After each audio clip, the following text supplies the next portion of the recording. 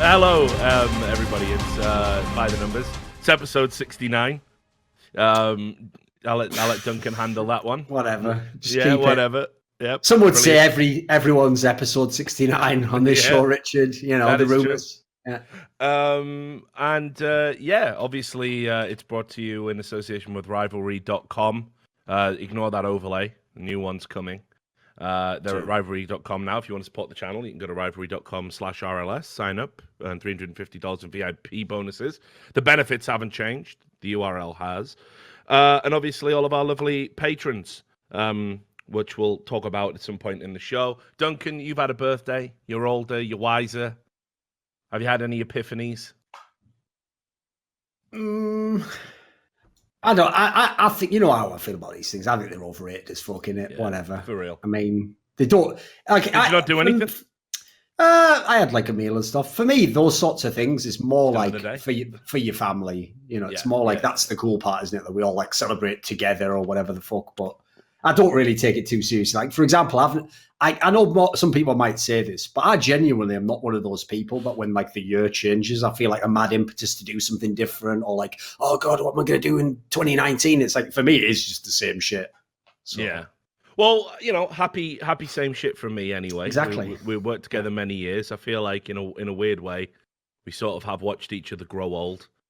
And not always in a positive way. No. With the husks of men after so long in esports. You know, some of it's like you just start thinking, oh, he's not just going to start going up. That's the new thing, right? Yeah, well, let's accept that then, right? That's happening. So just got to deal with that now. No bother. So anyway, let's get straight into it. Talking about the major. I think it's important because we sort of talked a lot about the Face It major for many reasons that we just give a general assessment of how this major was. Sure. So my impressions for this major was, you know, it felt way back at the challenger stage. It kind of felt like just another event, like an ESL 1 or an IEM. It didn't really have the glitz or the glamour, but it did ramp up and it did build to a very satisfying crescendo. In terms of the broadcast, I'd say once we got past the first week of jitters, it was near flawless for the later stages. I don't remember a lot of downtime or delay. Certainly that first week was pretty rough for all the talent who had to work it. It seems to be the case now that most event organizers, when they do a major, kind of just write off the challenger stage. It's almost like an experimental component of the league. Like, it's okay to get of the tournament, rather. It's okay to get things wrong there. If that's the industry norm, I guess it can't be too critical. Not how I view it and not how I think it should be viewed. But overall, great broadcast. I think the talent all did an immense job. It was very well polished. You know, great atmosphere for the final, which I think some people had some concerns about because, you know, how engaged were the Polish fans going to be? There are a few things that I would definitely criticize, though, and this isn't going to be a very popular criticism. We alluded to it a little bit on the No Majors Club, so I'm going to set you up for what I think is fair. And again, we can just timestamp all of this, Duncan, if needed. All right. So if we need to protect ourselves before we correct ourselves, so we can just get rid of it, right? And that was, you know, I saw a lot of love for a speech that Carmack gave. You know, in the build up to the event, and let me tell you, I think structurally very well written speech. Very well written, and delivered impeccably by somebody who doesn't speak English as a first language. So from a public speaking perspective, very good. And I also think this major was unique in the number of issues that arose for players during this major. I can't remember a major where we had, you know, this many players lose family members during the event. I can't remember an event where we had this many births during an event. You know, it was it's kind of a landmark, you know, that you could look at and say, yeah, our scene is getting more and more mature. It is evolving. Our players are older than the average esport. And as a result, these types of issues are going to crop up. And I think the players that stuck around and didn't fly back to catch the birth of a child or didn't go back immediately to grieve for a lost relative and start making the appropriate arrangements, like you said in your tweet, which of course classically was taken out of context once again. That one was special, wasn't it? That I could get read about that, mate. I think these. Then again, I'm also the person who did once get a hate thread because I said, you know, get well soon. to a player. So I think absolutely they deserved some special sort of condemnation, but there was a tackiness I felt. Yes. To this speech, and it was coming from a very strange source, because Carmack is somebody who I've always respected for decrying that sentimental, schmaltzy American approach to things.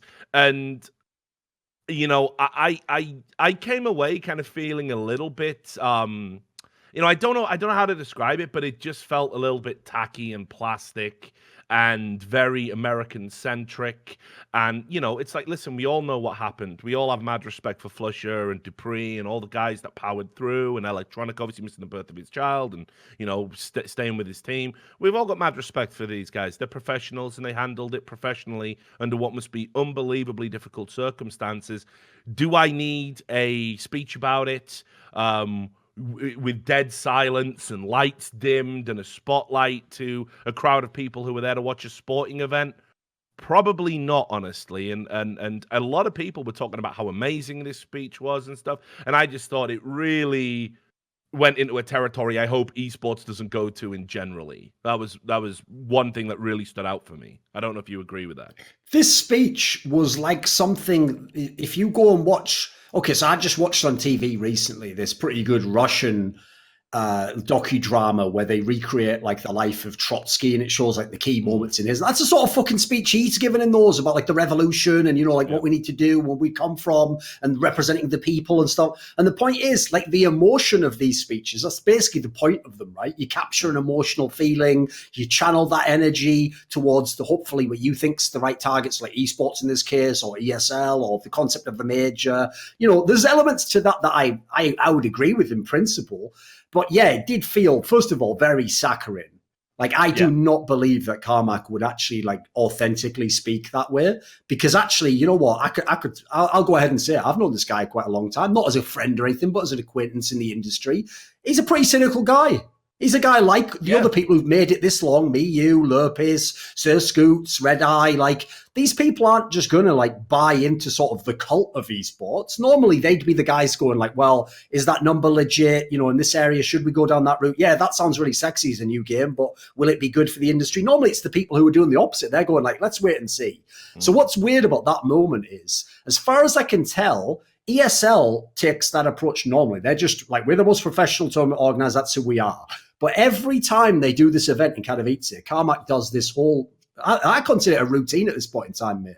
He comes out, he gives his speech. The speech is nearly always, it's the same speech, just updated over the years, basically. The general sentiment is, first of all, there's a weird sort of quasi-nationalist element that he includes, which I've never understood, because explicitly IEM was always called the World Championship. It's supposed to be an enormous thing. So like, there's two angles there that I'd bring up. One, could you imagine someone like Roger Goodell, the NFL commissioner, at the beginning of the Super Bowl saying like, and by the way, like the father of one of the players who's the cornerback for the Rams has died, and of course the wife of one of the players for the Patriots. Like, that's all very important, but you wouldn't use the Super Bowl as the moment to do it. Like, that's what's inappropriate. That would be a great heartfelt speech to have on a YouTube channel, on Twitter, Facebook, somewhere where it's kind of in its own spot. But yeah, it's kind of the idea you'd seize the moment of the World Championship to make it about that.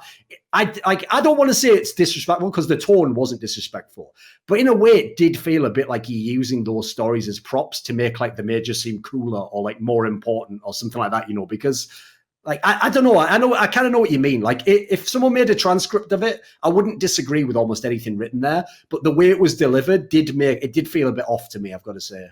Yeah, and again, understand it was the introduction to the whole event, so it was kind of almost like this ramping up of this cauldron of emotions. Now, I've been at events where, for example, we've had deaths or tragedies, and people have had to give minute silence. Sure. And again, I don't recall a big long preamble.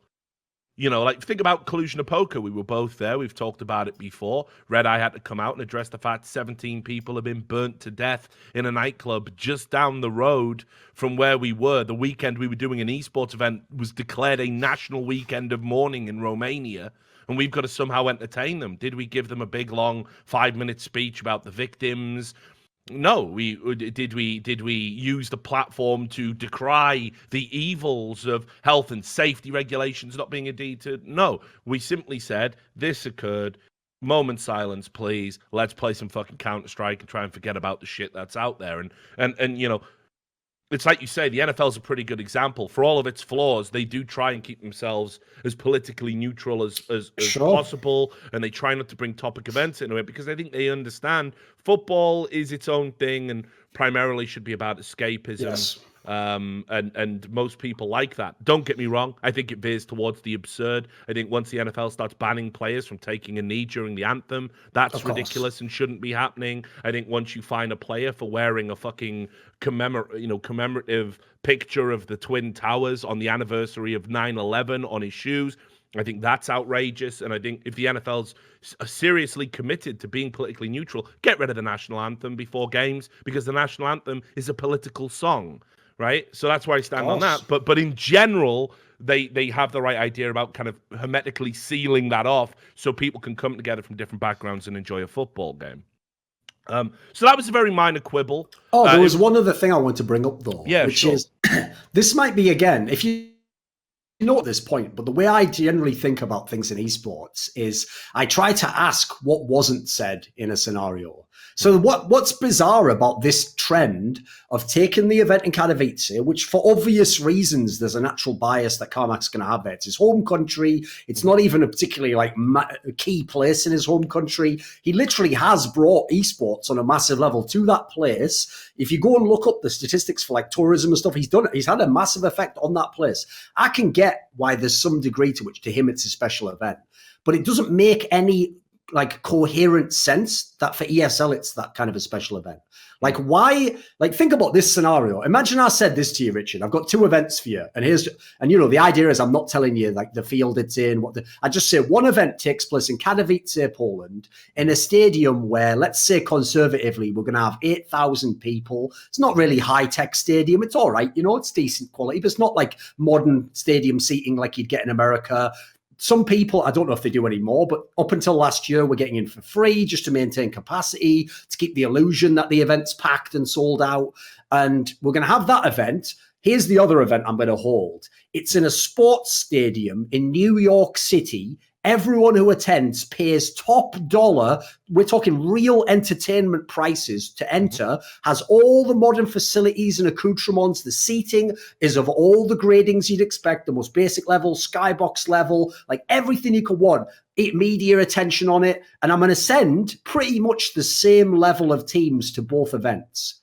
Now, if you're telling me you treat the one in Poland as though that was the revolutionary, pioneer, breakthrough event, that's your flagship event, this is the main one, what's wrong with the world, mate? Like the other one, the one in New York's the one that tells you you're succeeding. That should be the flagship event. I'm not hating on Poland at all here. By the way, I'll flame the fuck out of America for a million reasons as well. But in this particular case, it just in contrast makes it seem bizarre that they tend to almost like half downplay events like the New York event. Like to me, I understand for Carmack why it isn't the case. For me, the flagship event for ESL should be ESL One Cologne. That was just obvious. Even with the whole history of them being a German company, it just makes more sense. So absolutely. I'm not hating, but I just don't get why, aside from Carmack's own personal predilection, why there's such an aspect, like why like Katowice is sacred and the rest are just esports events. That seems off to me.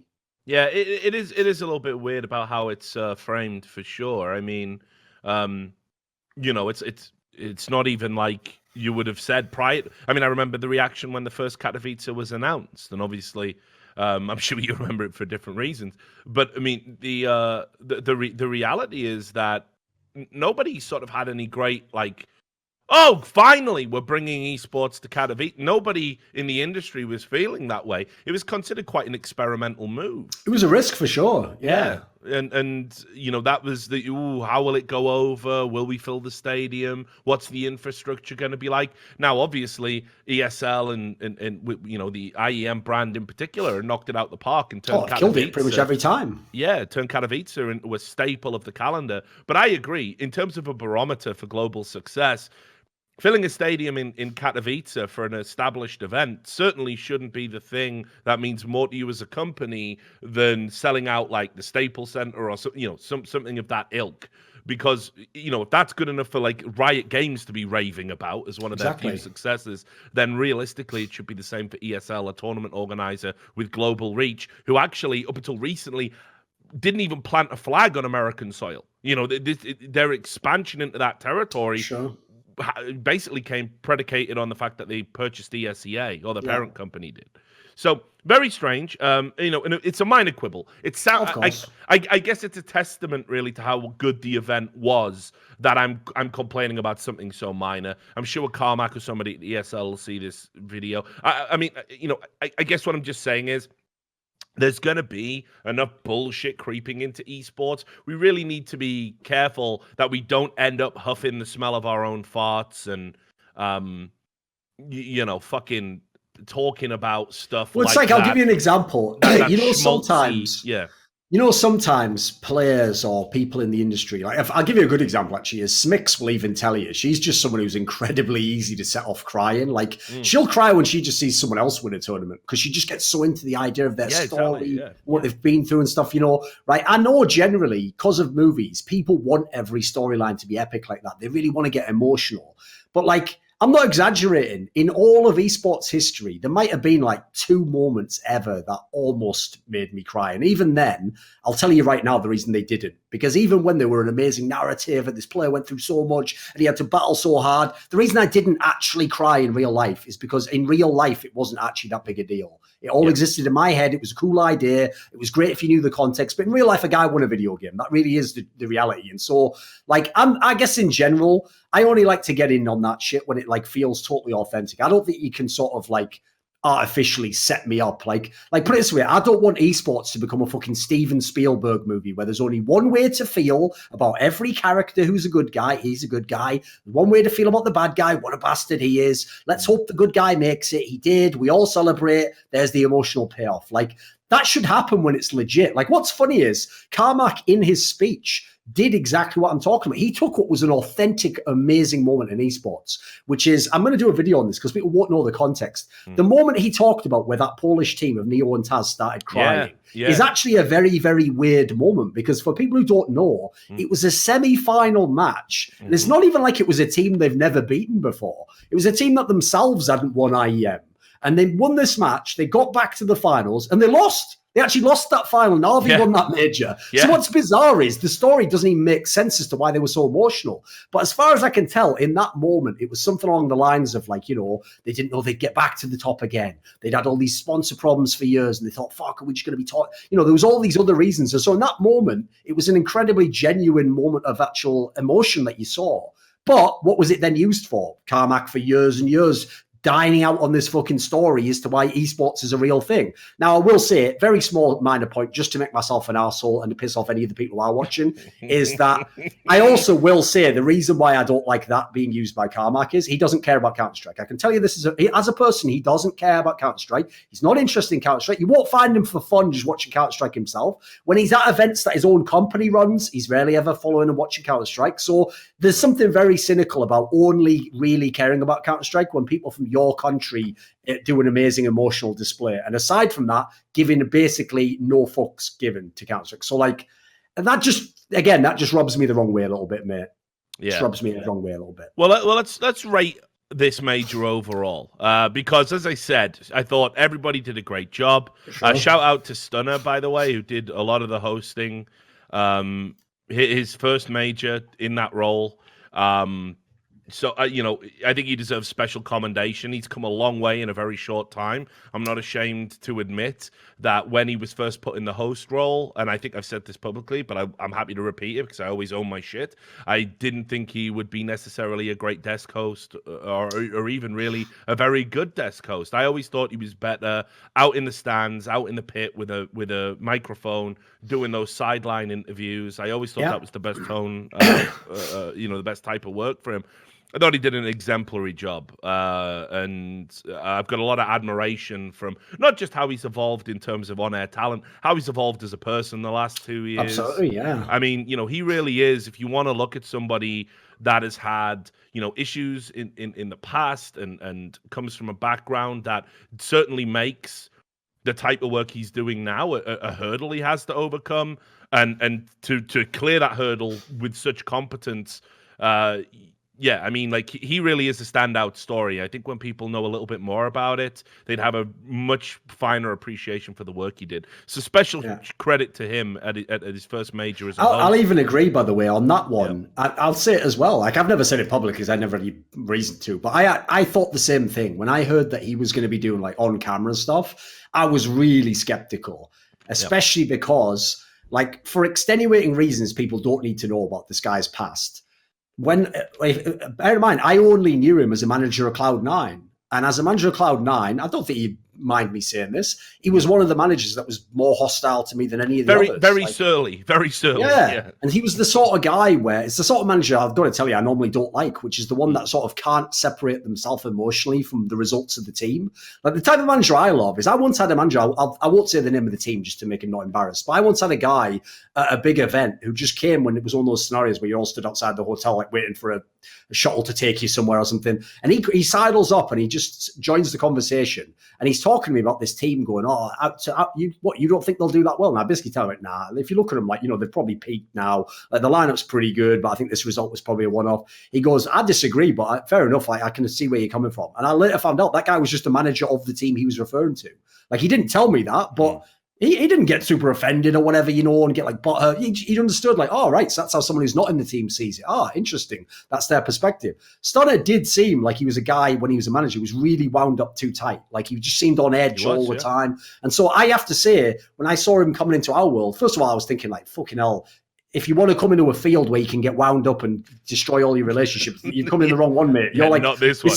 This isn't going to be your, like, retirement time. But actually, he's mellowed out loads. And he's actually but crucially, the thing that actually really impressed me with him last year is because last year is when I did like a whole bunch of desks with him. And at first, I actually thought, like, is this going to be any good? Because sometimes you work with people where it's like, right, I'm just going to accept whatever level they're at and just work with that. The parlor factor, I believe it's called. Basically, by the end, though, I'm not exaggerating, he's actually one of the better hosts I've had in the last few years. Like, I've noticed it's not that easy to build like rapport with a host. A lot of them do treat you like you're just a random piece of cattle coming through. Like, oh, I'm working with you. Like, especially the ones that do a lot of games, unfortunately. If they do like Dota this week and then CS that week and then fucking Rocket League the third week, they haven't got time now. All these personal relationships. So I'll give him credit. I actually think over the time, his development's been massive over the last year or so. He's really accelerated fast. And that, if anything, tells me he probably did put his ego aside and start over. So fair play. Always got love for people like that who can actually like remake themselves. Yeah, and he definitely did, actually. I mean, again, without putting too fine a point on it, I want to get him on the podcast at some point so we can talk about this. But the first time I met Stunner in person, it was basically, I guess what you would call a Mexican standoff or a stare down. It was a very hostile meeting, let's say. You know what I'm like. I'm a fucking asshole. I'm not going to back down. Back then, he was an asshole. He wasn't going to back down. So it was very tense, and it did color our early relationship, let's say. But then what happened was when he started getting work, he reached out to me privately. He said, look, listen, I really respect the work you do, and I need you to, can you help me out? Can you give me some feedback? Will you look at my work? And I think, like, I was a bit reluctant, obviously, because, I don't like to necessarily put grudges aside, but I did. And I watched him. It's no fun, is it? No, there's no fun there. And I watched his work, and I think I pretty much said, like, I can't recall exactly what I said, but I said, listen, if you keep doing what you're doing right there, you're going to be fine. Like, you don't need any feedback from me. You've got a very good handle of the basics. You know how to deal with big personalities. You know how to give them room. You don't insert yourself into conversations where you don't need to. You're very good at directing traffic. These are all the fundamentals that a host needs to have. Sure. So now it's just a matter of getting to those events and practicing. And I think I put his name out there to a few tournament organizers and said, listen, if you want to host, but you're worried about maybe budget, or you're worried about like over familiarity, and somebody being associated with your brand, even though they're a kind of a freelancer, you could do certainly a lot worse in this business than hire Stunner, and you should take a long look at him. So yeah, I think he's been quite a find. And again, it's one of those refreshing instances where you're wrong about an assessment about somebody, which, as I said, in esports, when you're right 99% of the times you're wrong actually become somewhat exciting. You're like, oh, fucking hell. Yeah, I get sick of the amount of times where someone I don't yet have any evidence to really believe is a bastard, but I have this horrible sense that this guy is a massive cunt. You then find out secretly, like, oh yeah, they've done all the shit, and even worse than you could have imagined. It's like, brilliant. Why is that had to happen? It's like, so can I never trust anyone?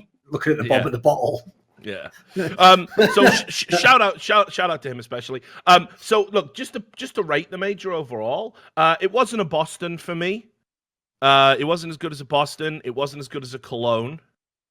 Does it leapfrog Atlanta in your mind? The big problem is this, right? I always say this, like, I can't stop it. Like, I am always going to be coloured by the quality of the matches. So, like, the matches will always the matches weren't great, were they? And that's the problem, is, like, on the one hand, the system worked great. It got all the matchups that it should have. Like, there was no unfair matchup, I didn't think. But a bunch of them didn't end up delivering that should have been bangers. Like Renegades MIBR should have been fucking insane. They should have probably been a third map that Astralis had to play somewhere in the tournament. There's a bunch of matches that just didn't really live up to it for some reason. So that does bring it down a bit. The thing is, the only actual mistake I saw in the event was day one where they had the internet problem. Aside from that, everything seemed pretty smooth. So I agree. If we're counting the experience as well, it can't be number one because there've been some insanely sick majors for the finals and for the playoffs. So it can't be number one, but it's definitely, put it this way, it'd be in the top third. Like in terms of how smooth it was run, adding in the format stuff was obviously a massive positive. I think that could potentially give us great majors down the line when we get one that just happens to deliver on the matches. Yeah, I think for me, Columbus and Boston sit on their own. They have everything. That's the problem, isn't it? Yeah, and then everything. Yeah, and then you have Cologne and Atlanta kind of on the next tier down. I think Katowice, they've got one hand on that rung of the ladder and we're ready to pull themselves up. But you're right. Unfortunately, I'm the same way. We had for me the best format that's been employed at a major to date. That gave us this, and please stick with it, even though it didn't deliver this time. Please stick with this format because. The only reason I think the games didn't deliver, it comes down to that whole thing about having a major around player breaks and everything else. Yeah. So the quality wasn't there. But this format will deliver once we nail that problem. Like, absolutely. Once Valve do what everybody is telling them they should do, and that is control the calendar at the start of the year, say we're having a major here and a major here, and fuck it, why not go back to 3 now that the game's fucking free to play? Right? Why can't we get 3 majors a year again? Or dare I dream something like a TI, a super tournament at the end of the year? Come out, announce it, control the calendar, let everyone plan around you, and then there's no excuse to take a player break before a major, or we have a major after a player break, or anything like that. So, I totally agree with you. The quality of games at this was depressingly poor in the quarterfinals. And in a lot of ways, I think that was a contributing factor to why we didn't get higher viewership. I thought the viewership in general was very good based on what I saw. Although I think me and you were both inclined to be skeptical about the numbers till I see some hard data. So that's another reason why I haven't gone into that just yet. But yeah, the quarterfinals were really poor, and there was just so many 2-0s. And we'll get into some of those games right now. I mean, in terms of what I thought was good towards the end of the tournament, you basically had Ence Liquid was. It was all right. It was an all right series that was elevated by the fact that Ence won it. The storyline carried it. Yeah, and then. You had the first map of Astralis MIBR on Overpass, which was sick. A T-side masterclass. Sure. The Ence Navi series was probably the best of the major. Yeah. And then the final was pretty poor, honestly. The first map, of course, on Train, kind of did have a good attempt at a comeback from Ence and some good individual rounds, but Astralis are just a remorseless machine. So, I mean, the quarters and the semis didn't really deliver, and the final didn't really deliver. So, yeah, it's a shame.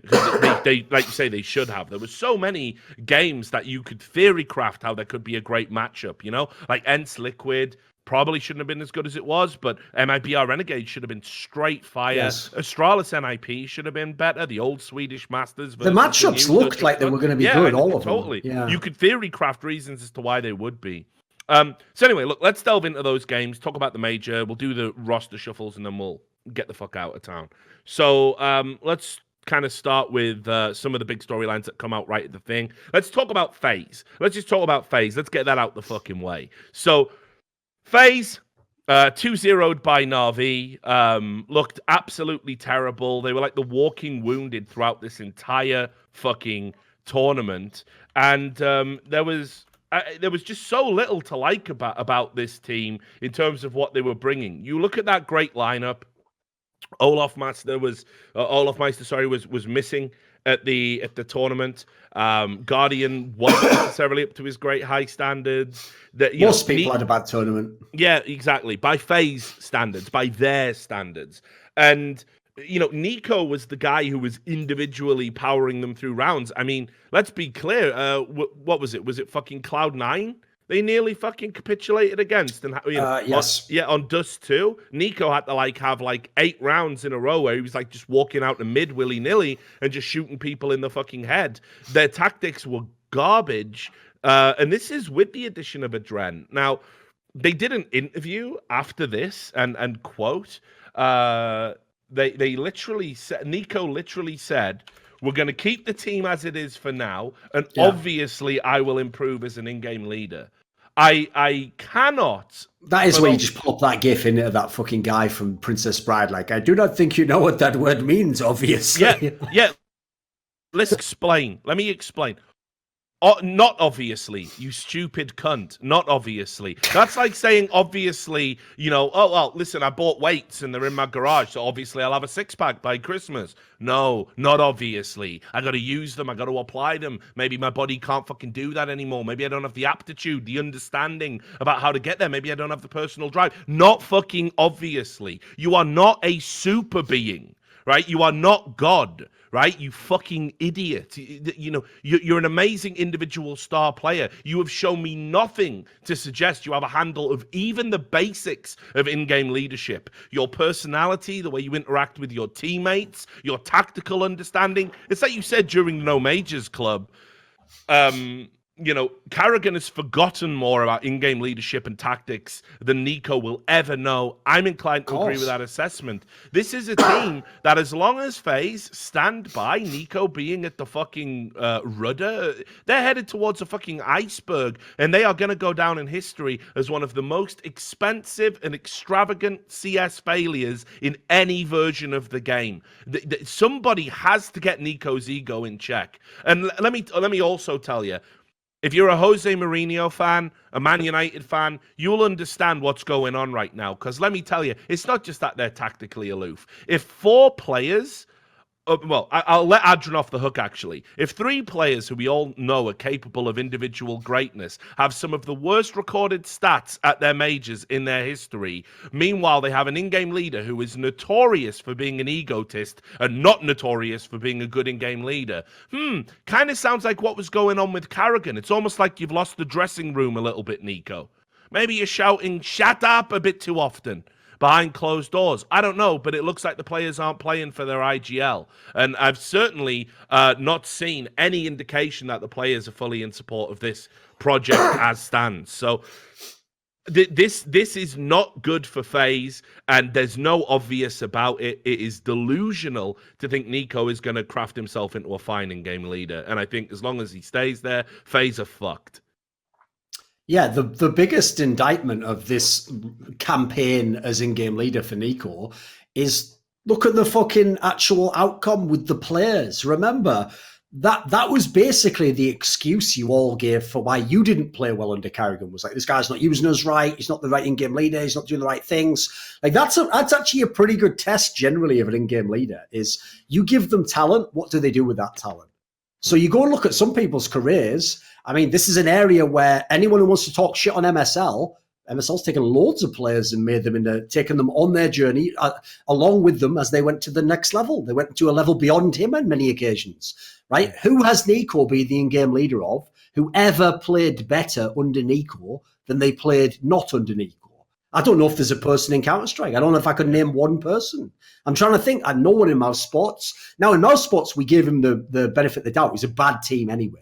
And he carried them to a point where they shouldn't have been at, and therefore it made sense that the players failed. So that one, I give him the extenuating benefit of the doubt, right? The problem is that can't be applied to Faze because these players are at this level. Like, Guardian's one of the best AWPers in the world. If he's having bad tournaments, yes, I certainly have to take into account maybe Guardian's form isn't good. But I also have to think, how's Guardian being used? Does Guardian know what his role is? Does it even make sense for him? Is he sometimes giving something up to someone else that he shouldn't be? Like, these are all factors to how you judge a manager, coach, in-game leader, whatever. And the problem is, at the moment, Nico's just failing completely in that respect. Like, he gets a break because he's so sick individually. And for some reason, people can't separate the two things in their brain. Like, in their brain, if he is sick, then he must know everything about counter. I've never understood that logic myself because I've found there's loads of players. I mean, Shocks himself has had this problem. Like, if you asked individually how intelligent a player is in the game, Shocks might be top of the list. He knows what to do in every moment. That's why he's so godlike in clutches. Like, you never see Shocks in a clutch do the like indecision where he's moving backwards and forwards. Nah, where should I go now? He just moves to where he needs to go and he makes it happen. And when it happens, you think, fucking hell, did he just like read the whole players? And how do you know this is going to happen? Yet you put him as an in-game leader. I'm still waiting to see him be a competent in-game leader. Like, as far as I can tell, the closest he ever came was when he destroyed his entire individual game for a whole year, and then he got vaguely close, and then his own players mutinied against him. So, like, at the moment, I've got to say this. If you are Nico, like, if you really believe all those players in your team think that what you are doing is right, then you have no... Like, there's a famous saying, I think it comes from the military, that says, like, it's impossible to have true communication between people who aren't equal. Like, the idea is, if I'm your boss and I ask you for some information, you can't tell me really, like, 100%, because obviously that would include the ability to tell me that I'm fucking up and that I'm the reason why we fucked this up. So the problem in this scenario is Nico doesn't know it, but he would have had his ass shanghaied out of their Carrigan style ages ago, but he's Nico. So at the moment, he's taking all that credit he's built up as a sick individual player, and he doesn't know it, but he's burning through it. He's just burning through it all the way. And at this point in time, I don't even know if they'll mutiny against him, but I could see people just leaving the team.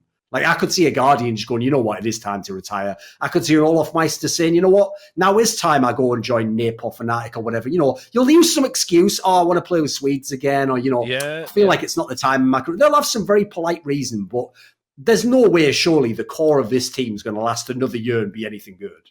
No, well, and also no reason for it to be. A lot of people in the chat are like saying, "Oh, you're not giving Yanko, apportioning any." He's not a miracle worker. Come on. I mean, so let's assess that statement. I mean, first of all, also in that interview, Nico said Yanko is staying 100%, as if there should have been any question that the coach you just newly appointed had to be the guy who fell on his sword for your failures as an in-game leader. That is primarily why Yanko is there. He doesn't know it yet. I wish Yanko had talked to me before he took this job, because I would have said to him, you will regret this. You will regret taking this role. It's going to add nothing to your credibility, and you will never get through to Nico. The 13-year-old you knew and mentored a little bit in the past has grown into the egotistical monster before you today. And it's like that episode of the fucking Twilight Zone. It's a Good Life. Go Google it. It's about this kid with superpowers that can do anything with the power of his mind and will it into existence. And as a result of that, everybody has to toe the fucking line and live this nightmarish scenario where they have to pretend that everything's fine. Nico is that child, and Yanko has no influence over him and is going to rapidly find that out. He shouldn't have took this job. He should have gone back to desk work after MIBR. And if he's passionate for coaching, there was going to be plenty of opportunities down the road. When you see it now, the sort of team he should have taken was like Mousesports now. You know, where they need a coach. These are the sorts of teams, the Cloud9. These are the teams, because the point is, these are teams that aren't like all this talent. Because the problem is, I'll give you the best example. So I made a point on Twitter that, like, Yanko has stayed the first two teams he's had control of to legend spots, which, remember, for a lot of teams is mission number one at the major. There are orgs out there that will cynically tell you, listen, you don't have to win it, but just get me a legend spot. If you do that, I'll consider like this job done. So his first two chances, he took his teams there. All the responses, Rich, were like, well, anyone could do that with that lineup. If you think that, you don't know anything about sports and whatsoever. Yeah. Like, you can see there are teams that a bad manager can fuck up completely, can limit, can wreck. In fact, you could even argue Nico's doing some of that shit right now as an in-game leader. So on the one hand, he's done his job, but I don't think he's going to get a chance to actually implement what he wants in this team, because the main guy in his way is the guy who's his mate. I'm with you on that one. Like, he would have been better off after MIBR taking a gig, like I said, take one step down, but do it where it's like a team that, like, the reason why I like the Mouse or the Cloud9 one is you got some pieces there you could work with. And then if you take that team to the top 5, now you're going to get your proper rep as like, you're one of the best coaches in the world. Think about Kassad, and Yanko obviously knows him very well. Think about what Kassad's had to do to get the credit he's due. And it's fucking crazy. It's crazy that Yanko's, like I say, took on these 2 Poison Chalice gigs. Like, 10 years from now, if CS is still around and it's still a big thing, Yanko's autobiography is going to be straight fucking fire, by the way.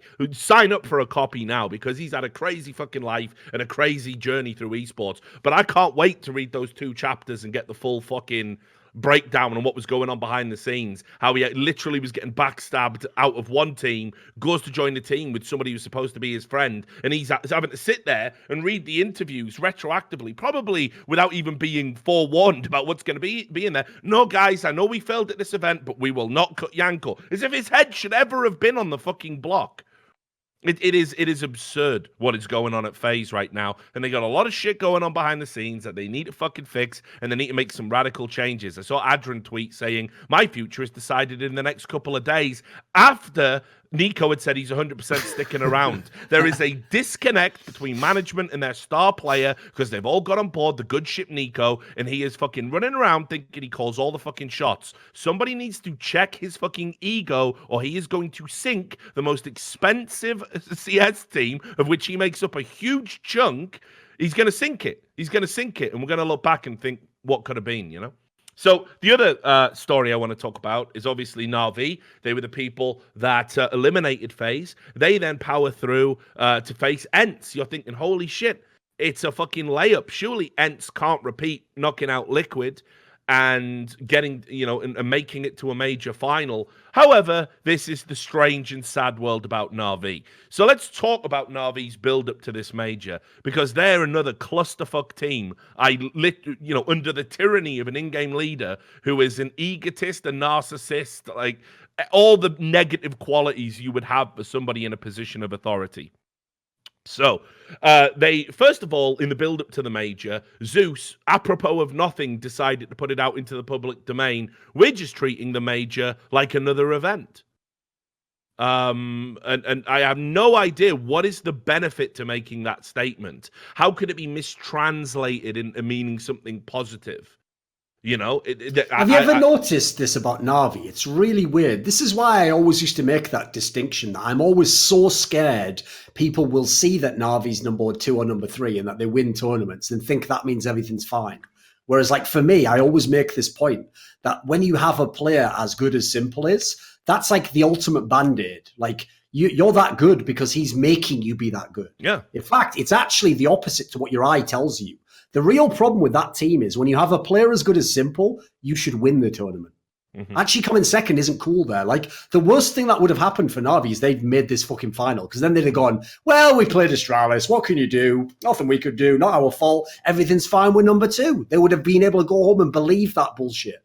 Whereas if you look at this particular squad, like, think about the last few majors this team's been to. So on paper, remember, for both of them, Face It Major, this major, on paper, they're one of the favourites. If you're the number 3 ranked team in the world, there should be a legit story for you to say, you know what, we're not number 1 ranked, but if we get them on the right day, we'll beat them, we'll win this. You know what, fuck it, this major's ours. We're going to win it. You've never seen that confidence from Navi for about 8 months. Like, every interview's them pretty much going like, don't worry, guys, we haven't completely imploded yet. It's like, why would you even be saying that when you're already like, dude, you're in finals? Like, why are you telling me that? Like, that tells you that even the atmosphere in the team is fucking shit. It's like they're almost like all gaslighting themselves. This is fine. This is fine. Like, that's what they're all doing. Yeah. Everyone, Flamey, Simple, Zeus. You see it across the board. Right. And then after Zeus makes that comment, right, loads of people come out and say, oh, Zeus is just joking. Of course, at the same time, there's a video of him released as part of Navi's documentary. And let me just also tell you, while I appreciate a warts and all look behind the scenes of these teams, you also have to insulate yourselves a little bit, guys. It's okay to be selective. It's reality TV. It's all fucking manufactured bullshit. Don't be afraid to make it manufactured bullshit too. Because, again, as the major's going on, do we really need to see a video of Zeus and Kane arguing and fucking Simple in the middle of it? Like a child going like, oh, please, mummy and daddy, stop fighting. We always fight. We're going to be okay. Don't say we're getting divorced, mummy and daddy. Like, it's mental. They're sort of the optics around this. By the way, just to trigger you, because I know you're not a fan of kittens, yeah. what I mean, ignoring the obvious double entendre there, which wouldn't work at all. Right? No, but the problem with this, right, is I don't know if you saw this, but on Twitter in Russian, Kane was having a discussion where him and Senna went back and forth. I was going to bring that up, yeah. And basically, here's the bad news for everyone who hoped that Kane secretly in Russia was a genius, and we just don't know because we're not getting all the info. He basically doesn't seem to yet understand the seeding system and the ELO system that ESL put in place. And he actually legitimately said, guys, that Ence did all the heavy lifting basically up to the final. Now, he doesn't understand that's because Ence beat the number 2 and number 3 team in the world. His brain can't comprehend why it's fairer for Ence to play against fucking Team Liquid than Navi to just instantly play Astralis in the first round of the playoffs. He can't somehow understand that in his brain. Right, and it doesn't end That's there. a killer for me. I was going to bring that up, right? So let's just assess what we've got so far. We've got an in-game leader who said before the biggest tournament in the calendar he didn't give a shit, right? And it was just another event to him. We've got his own teammates having to run PR defense for him, going, he's just a wacky guy. We've got a coach who doesn't understand the seeding system. We've got a video of the in-game leader and the coach arguing about shit while the best player in the fucking world is begging them to stop being stupid and admittedly says we always end up at this impasse. And then, right? Oh, it doesn't end there. It doesn't end there. If you're a Navi fan, right, you must be sick to the back teeth of this shit. Edward did an interview. This was my favorite interview headline of the year because it's so unintendedly hilarious. Yeah, yeah. Right, so Edward on rumors, nothing is going to happen.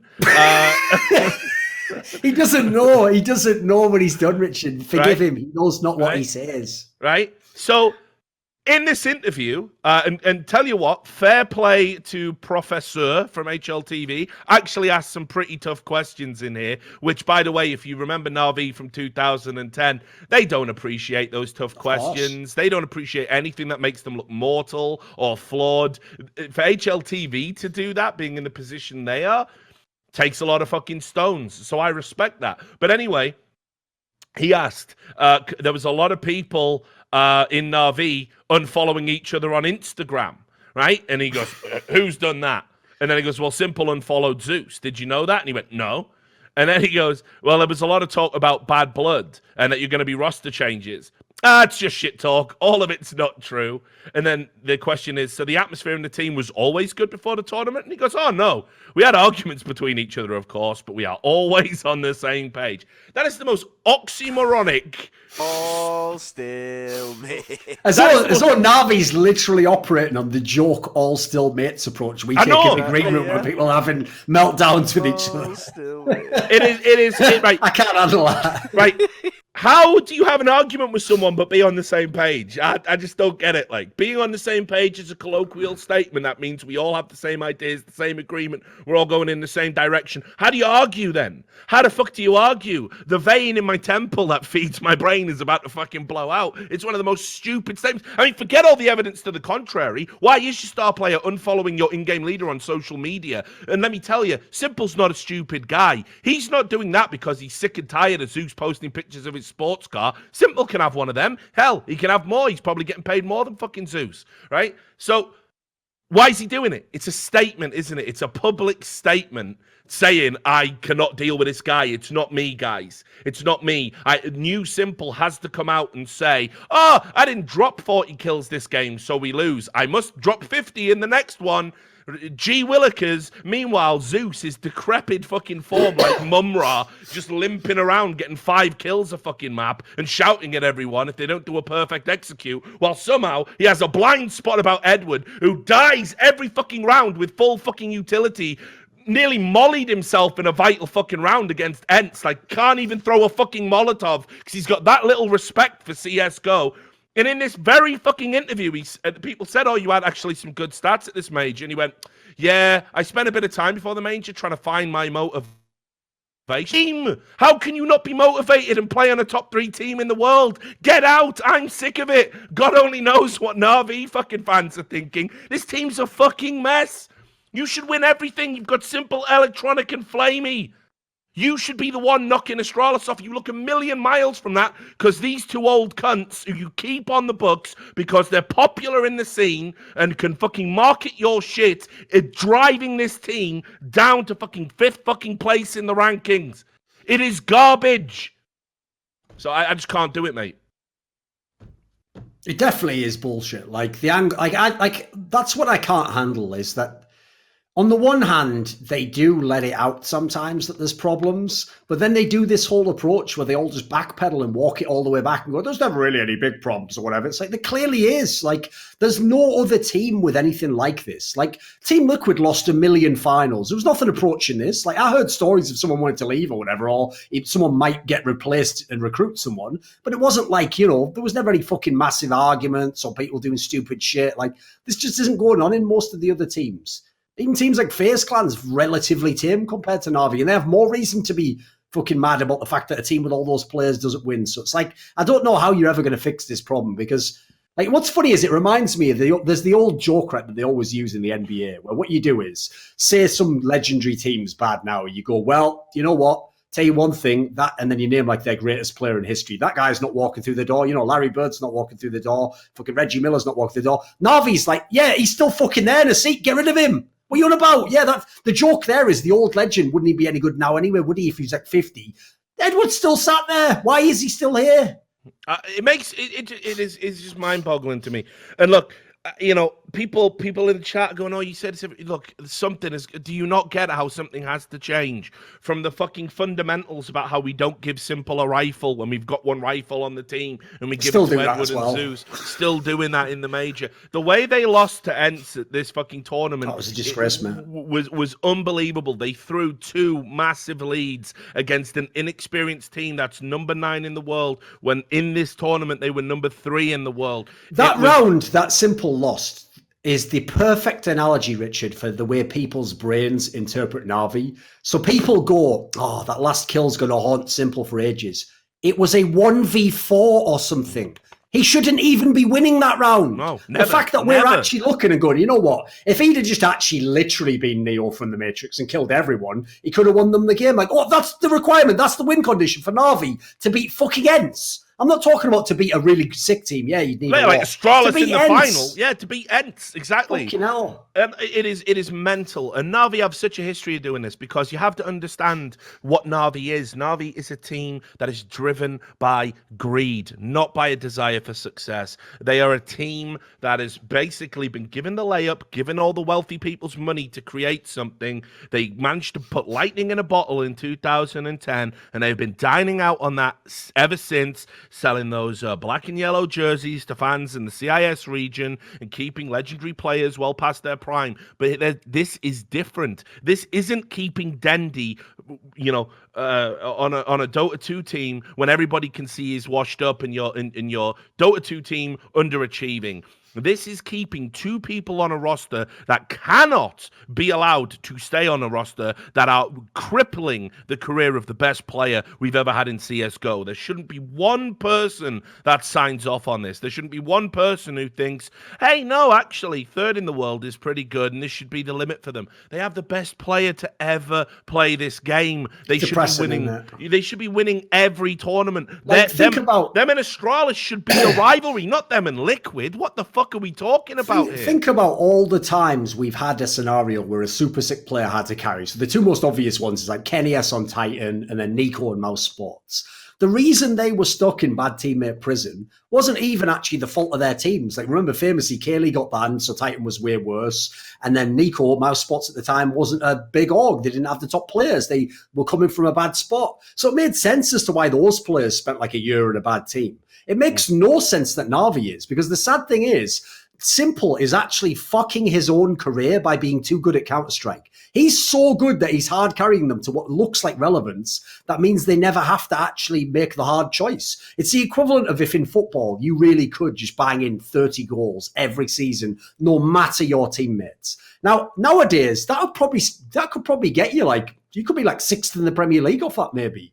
But your team would be fucking garbage, and there shouldn't be one player contributing essentially 90% of the effective load of a fucking team. Like, that's just unreasonable. And in fact, your first thought would surely be, what if this 30-goal guy was on the third best team? Wouldn't that be fair? And wouldn't he win the league? Yeah, of course he would. So anyone who looks now and thinks this is fine that Navi's doing this, it's not. You are just wasting the toil of the best player ever. You're wasting that. And look, it becomes especially embarrassing when you think about how many talented players who would kill themselves for an opportunity to be a Navi legend and go down in history. The people that would give so fucking much to wear that jersey because of how much it means in that region. And you are going to say to them, you cannot ever play because Zeus and Edward, who are the rotting fruit that's left on the fucking shelf after like a fucking riot and everything else has been fucking looted, they're going to keep playing for Navi because of things they did 9 fucking years ago. It is mad. I could give me $200,000. I'll come and I'll manage Navi and I will make your team the best team in the world with 200 grand today. I will go to Avanga, I will get Quicket, and I will get Jane, and I will make Jane the IGL and hybrid secondary AWPer, and we will just fucking ride to every trophy in 2019. Why are you standing by these guys? It's not loyalty. It's just fucking stupidity. And it is so annoying. I cannot abide it anymore. And it makes it all the worse because every time they succeed at one tournament because of heroics with Simple, it's like it validates this stupid backward thinking. And honestly, the best thing Simple could do, I would never advocate for this, but the best thing he could do would be have a dip in form. It's the only way to get meaningful change at Navi at this point. If he keeps carrying these 2 fucking people that are like giant tumors coming out his back, like, you know, this is him for the rest of his career. I don't want that because when his form does dip naturally and he can't get back to the levels he's at, he's going to look back at these 2 years he spent where he was Christ with an AWP, right? Jesus Christ himself. And what did you win? 3 trophies, 4 trophies? You should have won them all. Absolutely. It's mental. Sad thing is, though, I can tell you just from knowing players, there's unfortunately in Counter-Strike especially because it's such a team game, so much of the internal dialogue between players in teams is basically, I've said this in the past, it's trying to brainwash the star players not to get too cocky.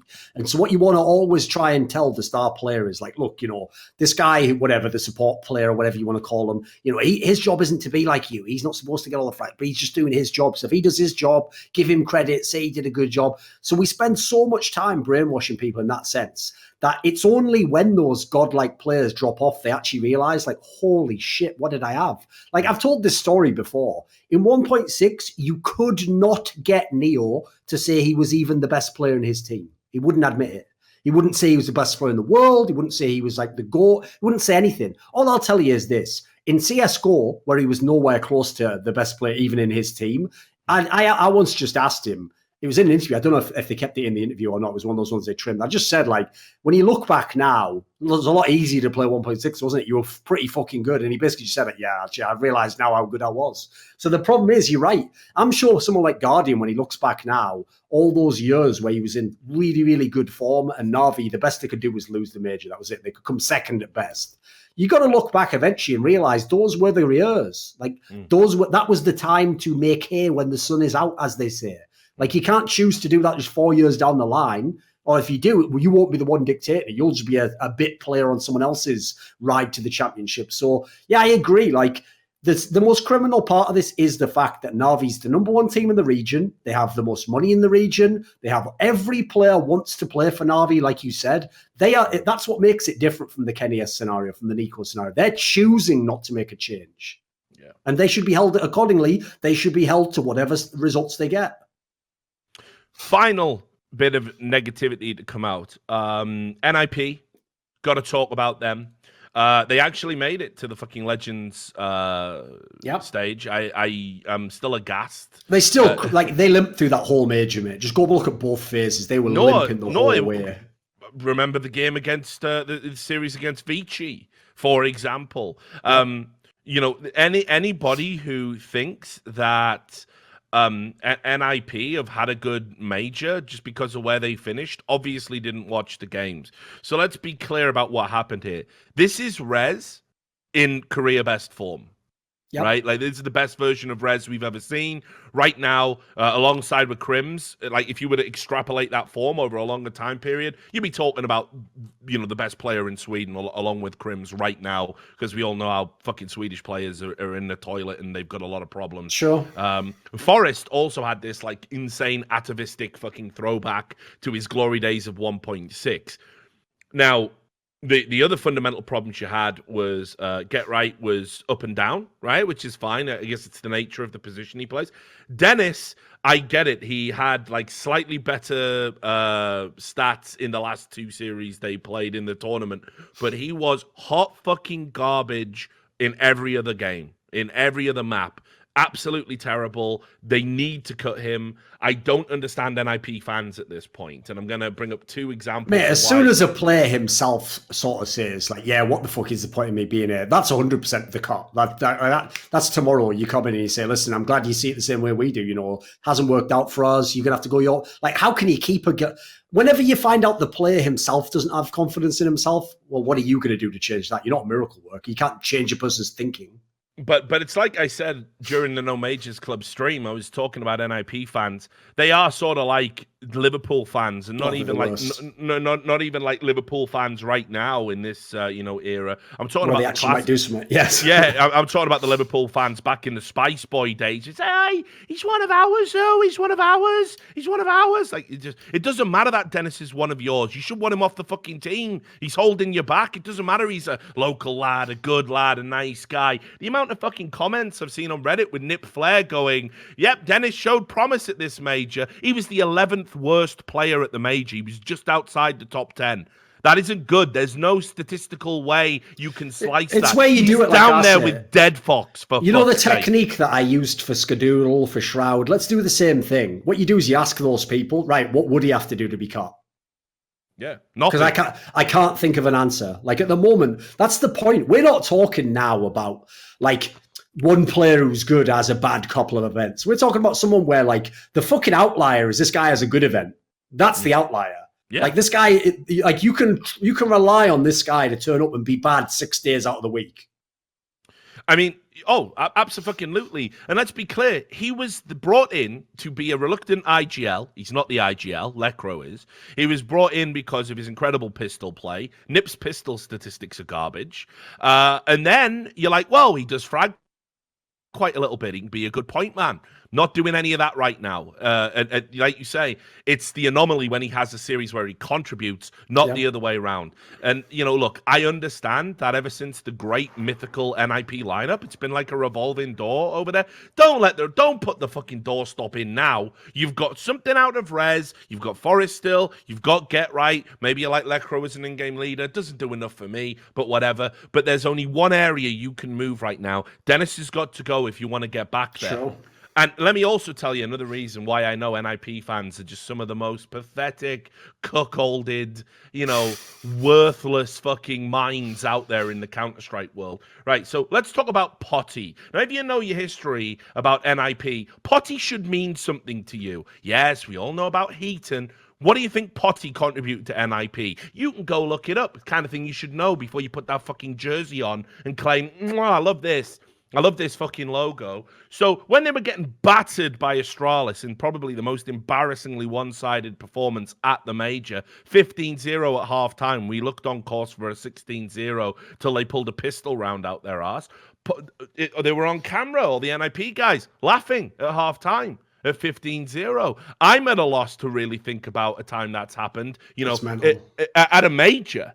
At a major. Let me tell you, when Astralis 16-0'd MIBR on Dust 2, didn't see any smiles there, didn't see any laughter there.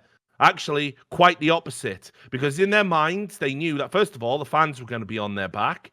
And second of all, that they'd let themselves down. They'd let the brand down. They'd let their country down. The gravity of that humiliating defeat is actually a driving factor in their improvement to this day. Agreed. NIP were laughing about it. And when they won that pistol round to stave off the 16-0, it was, yeah, woohoo! You're getting battered by the best team in the world at the legend stage of the match. It's like the defeatist mindset you must have to even behave like that. And Potty pointed this out. The tweet was, not amused at all how NIP sit and laugh while they are 0-15 down. Mentality is completely wrong. We are talking about one of the greatest Counter-Strike players of all times, and not just that, one of the greatest competitors Counter-Strike has ever had, and an NIP legend. What's the NIP fans' reaction? They downvote it. I'll read you some of the quotes. Being a legend doesn't mean you can't be stupid. What else does he want them to do? Sit down and cry? At least they're not getting depressed over losing. What else? Miss me with that bullshit, Potty. Nip knew they did everything they could to win. Insane. Another quote here. I don't know how Potty acted during 1.6, but when you get wrecked 15-0, it's best to shrug it off. Brilliant. All insightful comments there from NIP fans.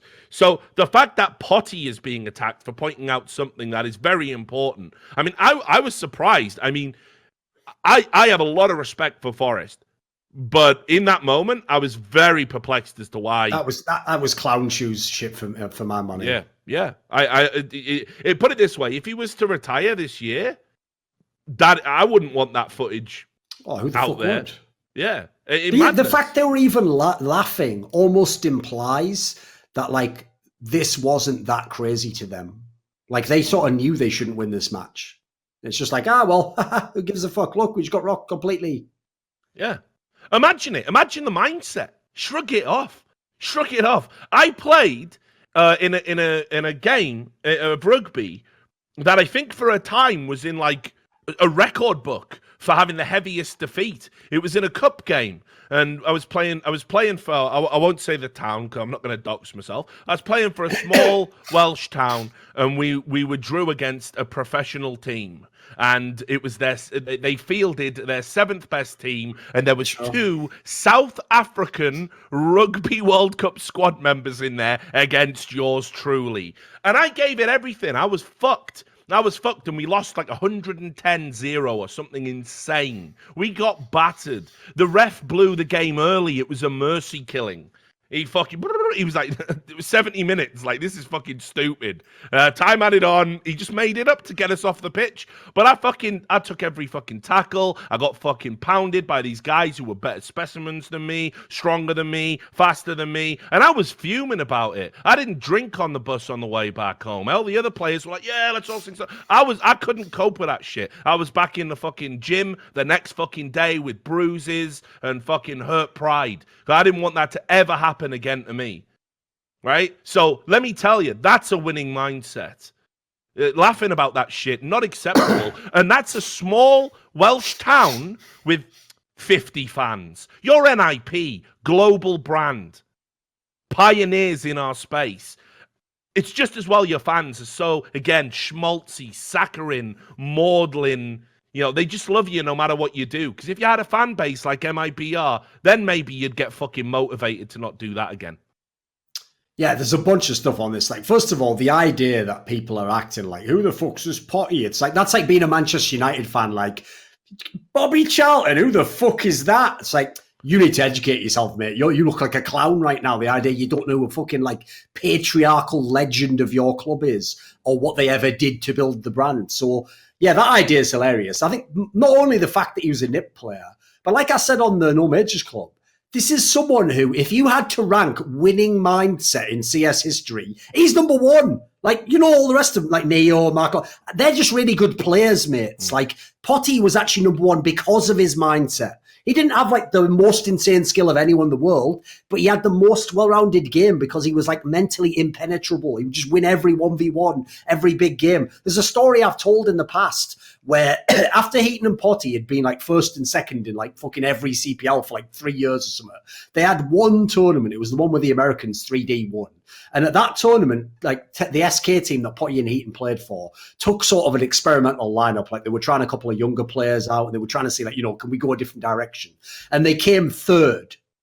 Now you have to realize coming third means you get on a podium, you have a check to like, I've seen this happen. So if an American team came third, that's high fives, that you're living off that fucking story for 6 months, you're bragging about it, you're telling everyone you're the third best team in the world, all that sort of shit. When they came third, Heaton and Potty literally had a look on their faces the whole time. I always say like as if their dog had been killed. Like, that's how like maudlin they were. And that's because the expectation for them was at a minimum to be in the final. And that's even like a minimum. Really, you should be winning because we've won that many times in the past. We've been champions all these times. What are we going to get away with? Now, I'll contrast that in CSGO with another story that'll make you realize how bad a sign it is for NIP, which is people might have heard me reference with some chagrin the way that NIP as an org now embraces Nip Magic. Because when I came up with that term, the reason I invented the term was to explain why NIP could inexplicably win games that on paper they weren't meant to, but not still be the number one team in the world. Like, to a fan, they were like, but look at the ceiling. Look, maybe Nip is better than Fnatic and LDLC. It's like, well, they're not. I know what you mean. Like, when they have an amazing game, you get carried away with it. The romance of how epic it is, the way they win the clutch 1v1, the way they come back on a map they're not supposed to, the way they make it a close game. It's like Virtus Pro. Yeah, it makes you feel like they should be better than they are, but they weren't. So I came up with the concept Nip Magic to explain. It's basically the equivalent of like the Just Flusher things. It's like these people just in certain moments will do amazing shit. None of us can explain it, but that doesn't make them the best. Now, what's funny is when I came up with that term was end of 2014, early 2015, because this is when they had the new LIP lineups with Makalele and Alu. And at the time, Nip fucking hated this phrase. Literally, there's a story someone said on Reddit. It's a true story where after a Gfinity, I think it was the one where they got plowed by Envious in the final.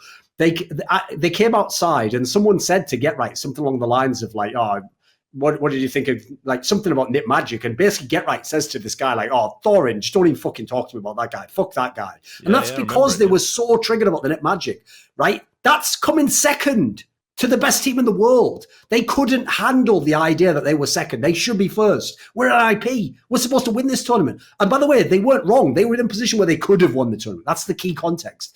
This just shows you where Nip is. Nip, no, they barely made it into this fucking legend spot. They could have been got out in the first phase of the major. They made the second phase of the major. Barely got through. Barely snuck through. They made it to the quarterfinals and they're playing the number one team in the world, right? So what? You've got legends. You've got veterans. What, you can't win a map? That was your fucking map pick and you almost got 16-0'd on it. Like that, like at that point in time, aside from weird gallows humor, what are you proud about? What's funny about that? What's in any way fun about that moment? That moment's basically the end of you being relevant in CSGO. Like, you can pack it up at this point in time. It's like the analogy I gave a couple of years ago, that at this point in time, NIP isn't even NIP. They're the world's best NIP tribute band.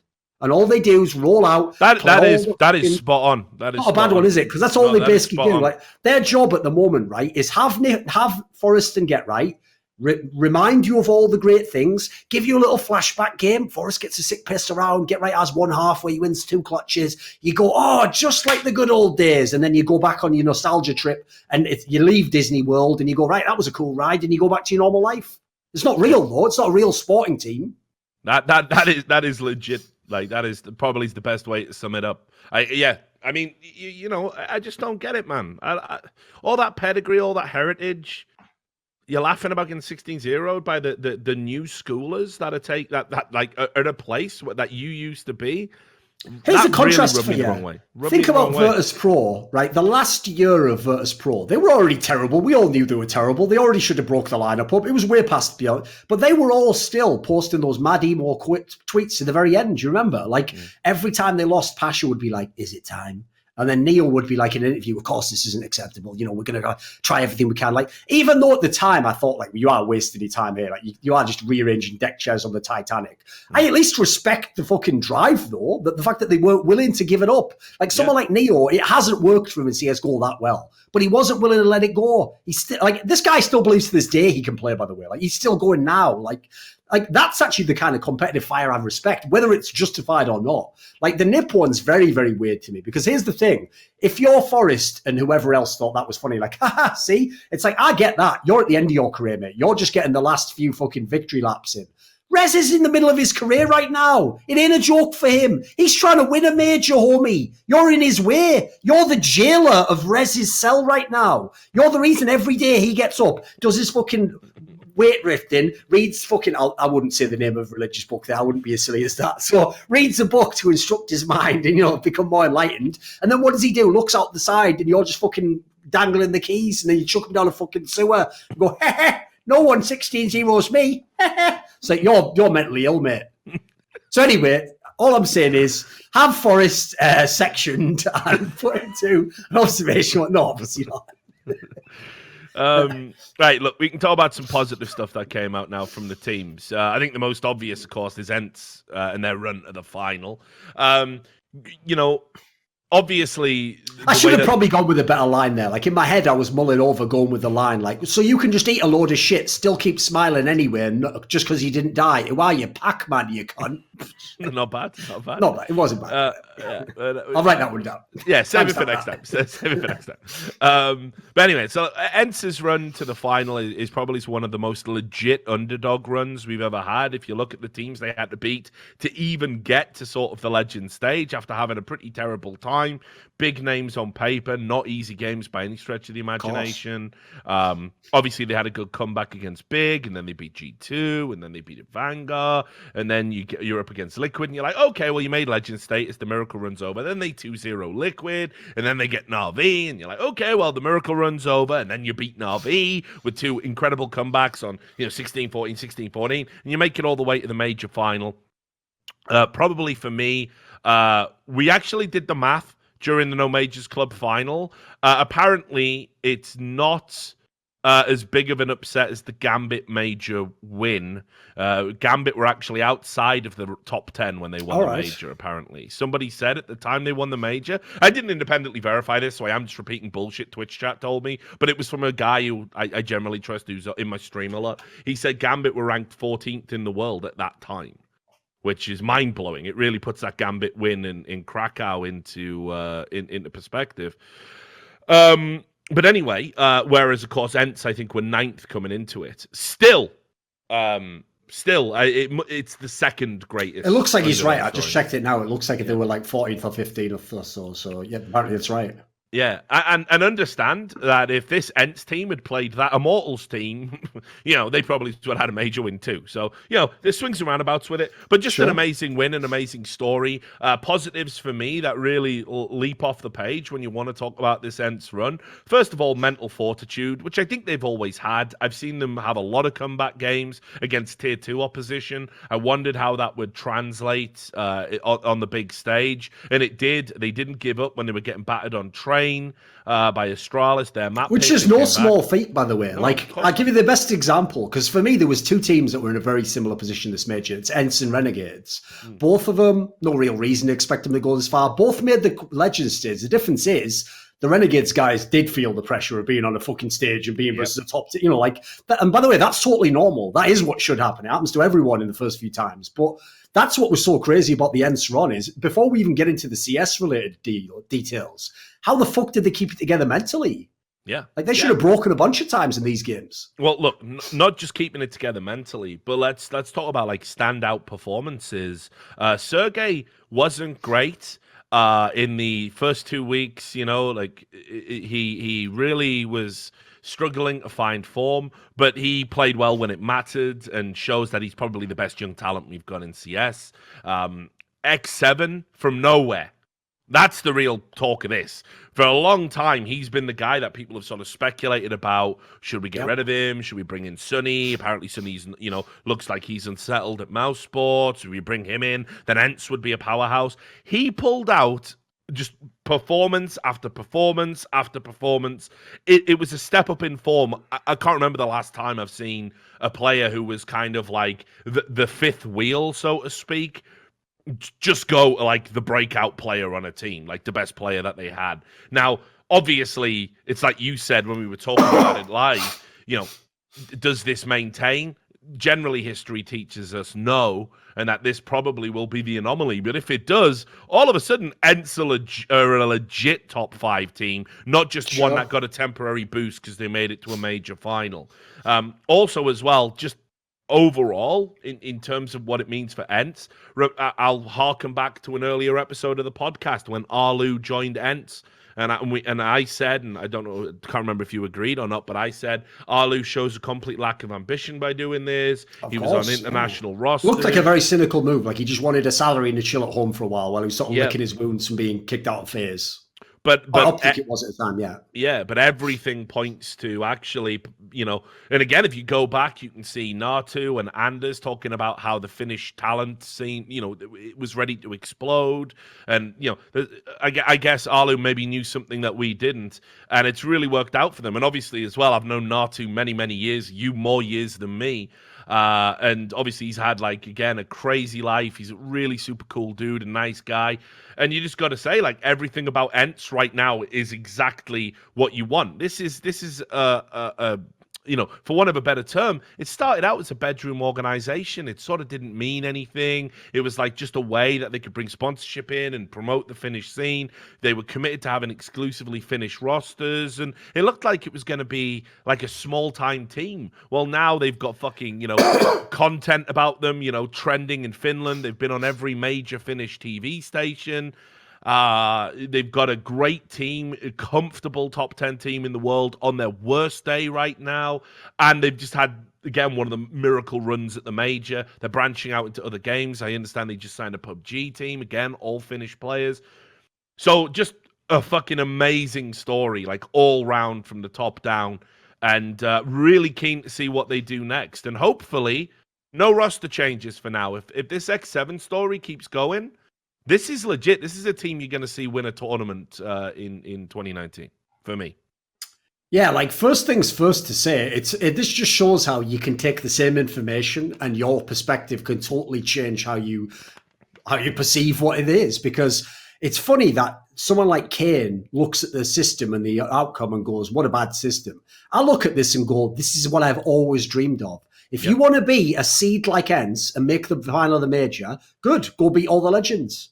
Go and beat Team Liquid. Go beat Navi. Yep. Beat the teams that are the favourites to win the major. If you can do it, guess what? I'm not saying that you don't deserve to be in the final. They played a fucking sick game. They beat two of the best teams in the world straight up on LAN. No excuses. No fucking asterisks. None of that shit. Same way, by the way, Cloud9 did the same thing when they won their major. Now, yes, it's a one-off run because you haven't done it again.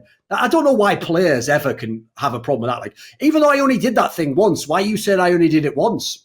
Well, it's self-explanatory, isn't it? Why don't you just do it again then? Yeah, but that's irrelevant. It's it isn't, is it? The point is, the people like Astralis didn't just have one really sick tournament. They had about 15, and then even one of them might have been a bad day for them was a good day for you. That's how they set their standard, their level. So my problem is, on the one hand, there are some aspects to this run that I agree with you. Logically, Ence should be a legit top 10 team. They should actually be a threat to some of these teams in tournaments now. Yeah, not a threat to beat Team Liquid and Navi back-to-back, but they can obviously beat one of these teams on a decent day, and they can obviously be a threat for any of these teams. So they've now put themselves on the map. Most of the qualities that go towards that are sustainable. I've seen Arlu play great in a bunch of tournaments. I know Sergey is the fucking truth as a young guy. Definitely is.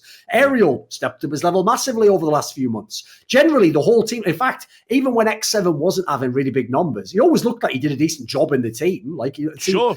And crucially, I can always tell when someone stands up for someone along the lines of in the actual game, I'm telling you, he's doing the right things. That's very different to when they're oh, don't criticize him. He's a good teammate. The latter is way more telling of you just like the guy's personality. As far as I can tell, the team itself looks legit. But with all that said, I definitely think that they still have some of the factors that tend to contribute to every underdog performance. So one would be teams just don't know them as well as they should. I mean, I don't know if you saw this, but there was a video someone edited together where basically the Team Liquid players, it was Twists and Nitro, just literally admitted before their game, I don't even know who's on Ence. I don't know all the players. And they even admitted, I don't really know them as a team. This is before they play them in the major. So yes, listen, I'm sure whenever that was edited, they still had time to go look at some demos. But that's the point. People haven't played Ence 10 times. No one knows yet how do you play against them. The point is you didn't have to worry about it in the past. You'd never played them, and if you had, you would have beaten them with skill. That's what Team Liquid thought. Team Liquid looked at their lineup and were like, look how fucking sick our lineup is. Of course we're going to beat these guys. And that's actually one of my problems here. Is first of all, you had the surprise factor. You're not going to have that anymore. And then secondly, every single massive underdog performance is nearly always one player goes way better than he should in the tournament. So X7 was the clear example here because I can accept it when Aloe has a great game. I'm fine with Sergey even being one of the better players in the tournament. That could happen. But the idea that X7 is going to outfrag NAF in a whole series, then he's going to go and outfrag Electronic and Flamey separately. Like, that's just not going to happen again, guys. Like, it might happen like once. It might happen like, every 11 times they play, but it's going to be so rare that it happens that you can already see Navi would have won that series. Team Liquid, it would have been a lot more touch and go, probably would be 3 maps. I actually might say Ence still might have won that series if it had been less of X7, but the point is you're getting back towards a more reasonable level. So on the one hand, there's way more negatives. It's just that when you then project forwards, you have to then take into account the factors that won't play next time. I would just say this though, I'm so excited for tournaments that have Ence and Renegades in. Those are two teams I can't wait because we've been complaining about all these teams from rank like fucking 3 to 8 that are just wasting everyone's time. They're not going to beat Astralis, but they're not going to drop out. They just sort of chill in that spot. These are the teams that can cause those teams nightmares. These are the teams that can make those fucking squads have to make a roster move, have to get their shit together. It's actually not, sadly, Astralis being so far ahead isn't making people make the moves to catch them. But the fucking fire behind them, my analogy here would be, this is like the fucking Soviets where the reason you didn't desert in the Soviet army is if you turned around, the guy had a fucking pistol and he was like, listen, mate, you're going forwards or you're dying. That's it. So that's what you need. These teams can put the fire to these teams' feet. Ence and Renegades, they're the truth, mate. I like how you've just advocated for how Stalin ran the military. Listen, all I'm going to say is... I don't know, maybe we timestamp that, I don't know. If you need a guy to go forwards, it is an effective strategy. I'm not saying it's the right one, it's fucking effective though, Richard. Not a lot of deserters in that army. Not a lot of deserters. See, there you go. Turns out you were a commie all along. Right. I mean, yeah, spot on. And I just want to add as well, and we'll talk about MIBR next, so get the cogs turning. I just want to add, like, if you want to talk about, like you say, teams that are just exciting to watch, win or lose, because of how they play, Ence, NRG, Tyloo, Renegades, these are the guys that are making big dick fucking plays right now that do fucking, all right, it's Astralis, fuck it, let's swing, let's go head to head. I'm not going to beat you with straight up executes or tactical nuance. I haven't, necessarily looked at your demos, and I'm going to try and do the inverse and, keep the score respectable, get 10 rounds. We're going to fuck you with our aim or we're going to lose, but we're going to play this exciting style of Counter-Strike. And there is a new breed of teams doing that right now, which again puts the failures of the likes of Faze really into perspective, because Faze aren't even entertaining to fucking watch anymore with that lineup, which is a fucking embarrassment. That is the most criminal part, isn't it? It's like Faze doesn't even live up to the one thing you say when you look at their roster, which is like, well, with these players, you could beat anyone. They can't. In fact, if anything, Nico at the moment is proving himself one of the most effective anti-in-game leaders to have ever played professional CSGO. Who's the only person who could stop Guardian, Olaf Meister, Rain from fragging out control? Nico, the in-game leader. It turns out he's a genius. He's watched all their demos, guys. He knows all their weaknesses and how to exploit them. Bad thing is, he's their in-game leader. Exactly. I mean, Zonic's watching going, fucking hell, you really know this team inside out, don't you? So, look, let's talk about MIBR. We had a lot of question marks about them because, again, they were a team that grew into the tournament. We didn't know how good they were going to be. I think we're ready to say now, Fallen's ready to fucking do something with this lineup. Like, the work that they put in ahead of the Astralis game was plain for all to see. They threw a fucking curveball on the map pick. That overpass map, if you like high-level technical Counter-Strike, that overpass, it's a gold mine. It's a gold mine of how to run T-sides on overpass, and how to pick apart CT-sided setups. That must be one of the most hotly contested demos to fucking download before it disappears from the internet. This is where people kill me, because when they talk about Astralis winning, they make out as though every game was 16-1 and they're never challenged ever. What makes Astralis sick is not just all the work they do in the practice room. It's that when they get challenged like this, like that map there, the overpass game, I'll tell you, someone's watched a lot of Counter-Strike, they're supposed to lose that map, and then they're supposed to win the next map and go to the third, and then we see what really happens. The point is, Astralis, within the game they're losing, will adapt and fucking win the game. It's ridiculous. Like, they've done it so many times now that you end up taking for granted how great they are. It's ridiculous. Because that was a fucking straight fire map. But like many maps that they had at this tournament and past ones, the guy who's in the process of upsetting them can't even complete the job because that's how good Astralis is. Yeah, exactly. I mean, for me, it wasn't a failure on MIBR. It was a great map. Yeah, it wasn't a failure on MIBR's part at all. Clearly Fallen, he'd done his homework on Overpass. They played amazing. They'd beat any other team. Any other team. And I don't want to get into the slightly embarrassing comments made by Lurpus on Twitter. Obviously, the GM over at MIBR now, saying about, how he meant to say 7 out of 10 times. He accidentally put 7 out of 100 times, which kind of is you just deserve. It made it better as a meme. Oh, yeah, absolutely. Way better as a meme. And there were a lot of people saying, 7 out of 100 is actually accurate. Not at all. MIBR were very much in this game. There was a couple of crucial rounds on T side. I remember a divide on an eco with a scout up from heaven that pretty much, if you look at it contextually, decides this map. It could have easily been 16-14 the other way. So that's Astralis' embarrassment of riches. They can adapt tactically. They've got individual players that can pull out, just rounds out of nowhere. But MIBR are clearly ready to start doing things in 2019. This showed how much work and thought and effort had gone into it. The blend that this team has right now looks like they can go places. Let's actually talk a little bit about the things that have gone right. Fallen, sure, he's not the god tier AWPer he once was, but again, the level of tactical application he's put in, very good. Cold Zero is getting back to 2017 form, not 2016 form. That's still very good. And from nowhere, Fur, who has been missing in this team for a long period of time, is actually back to the player we know he is. So if you just look at the embarrassment of riches on the roster, Fur, Phelps, who supposedly was a problem, played excellently this major, Cold Zero, Fallen, Taco. I think these are going to be one of the most improved teams in 2019 if they keep putting in that level of effort. Clearly, Fallen's got the lineup he wants. He's got the coach out of the way. He's ready. He's ready. They're going to make a legit run in 2019 to having a good go at dethroning Astralis. And I'll call this now. They're going to go to a tournament, beat Astralis in a best of 3, but not win that tournament because they're preparing to dethrone the Kings. They haven't thought yet about that next part of how to get to the throne themselves. So that's coming probably in the next 3 months.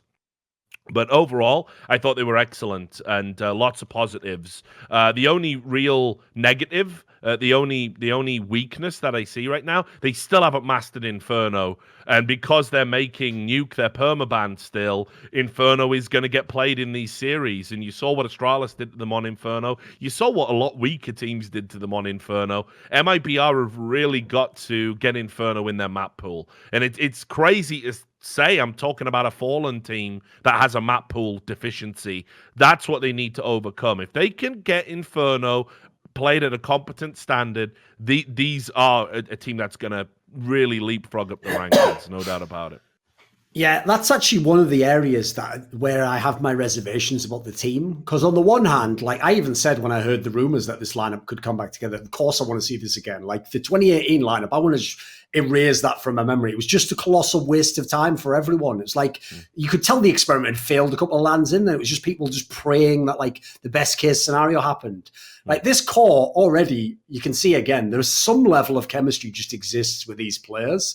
But the one downside I have is, like, I actually think that's part of the reason they've had so many problems on Inferno, because their CT side's famously where they've had all these issues and they've kept swapping people's positions around and trying to do things to fix it. And it's like that particular map, the reason I think Astralis is the best ever on that map is because the economy is so fragile on the CT side that you have to really know what you're doing when you like buy up on a dodgy round or when you do a stack somewhere. You can't just do things willy-nilly. Like that won't work. That's actually the reason why, if you want to contrast as to why Navi got really bad on that map, because Zeus on that map just gambles all the time. He's like, right, just stack 3 people here, right, just push 4 people there. It's like just shit you'd have out of a Faze game. So I'm not surprised they became terrible on that map, while Astralis is like unbeatable on that map because of how they've been able to adapt. They know all the positions they want. The chemistry's there. So I will just say it's indicative of the fact that this is still a brand new lineup. They've only just got it back together. It was so long ago they played together. It may as well be another lifetime at this point in time, like over 1.5 years ago or something. So I think when you look at them overall,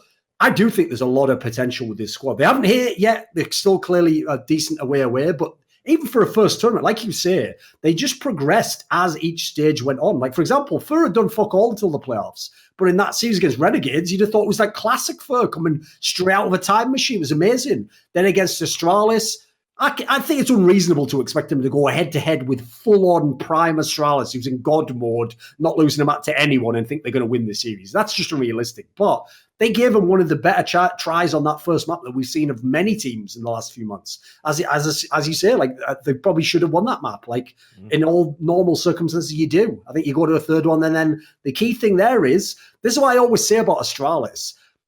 I even think deep down there might be still some level where you could make them mentally break, but you're not going to do that when they're never on a third map. Like they never have to face elimination. It's happened like once or twice ever.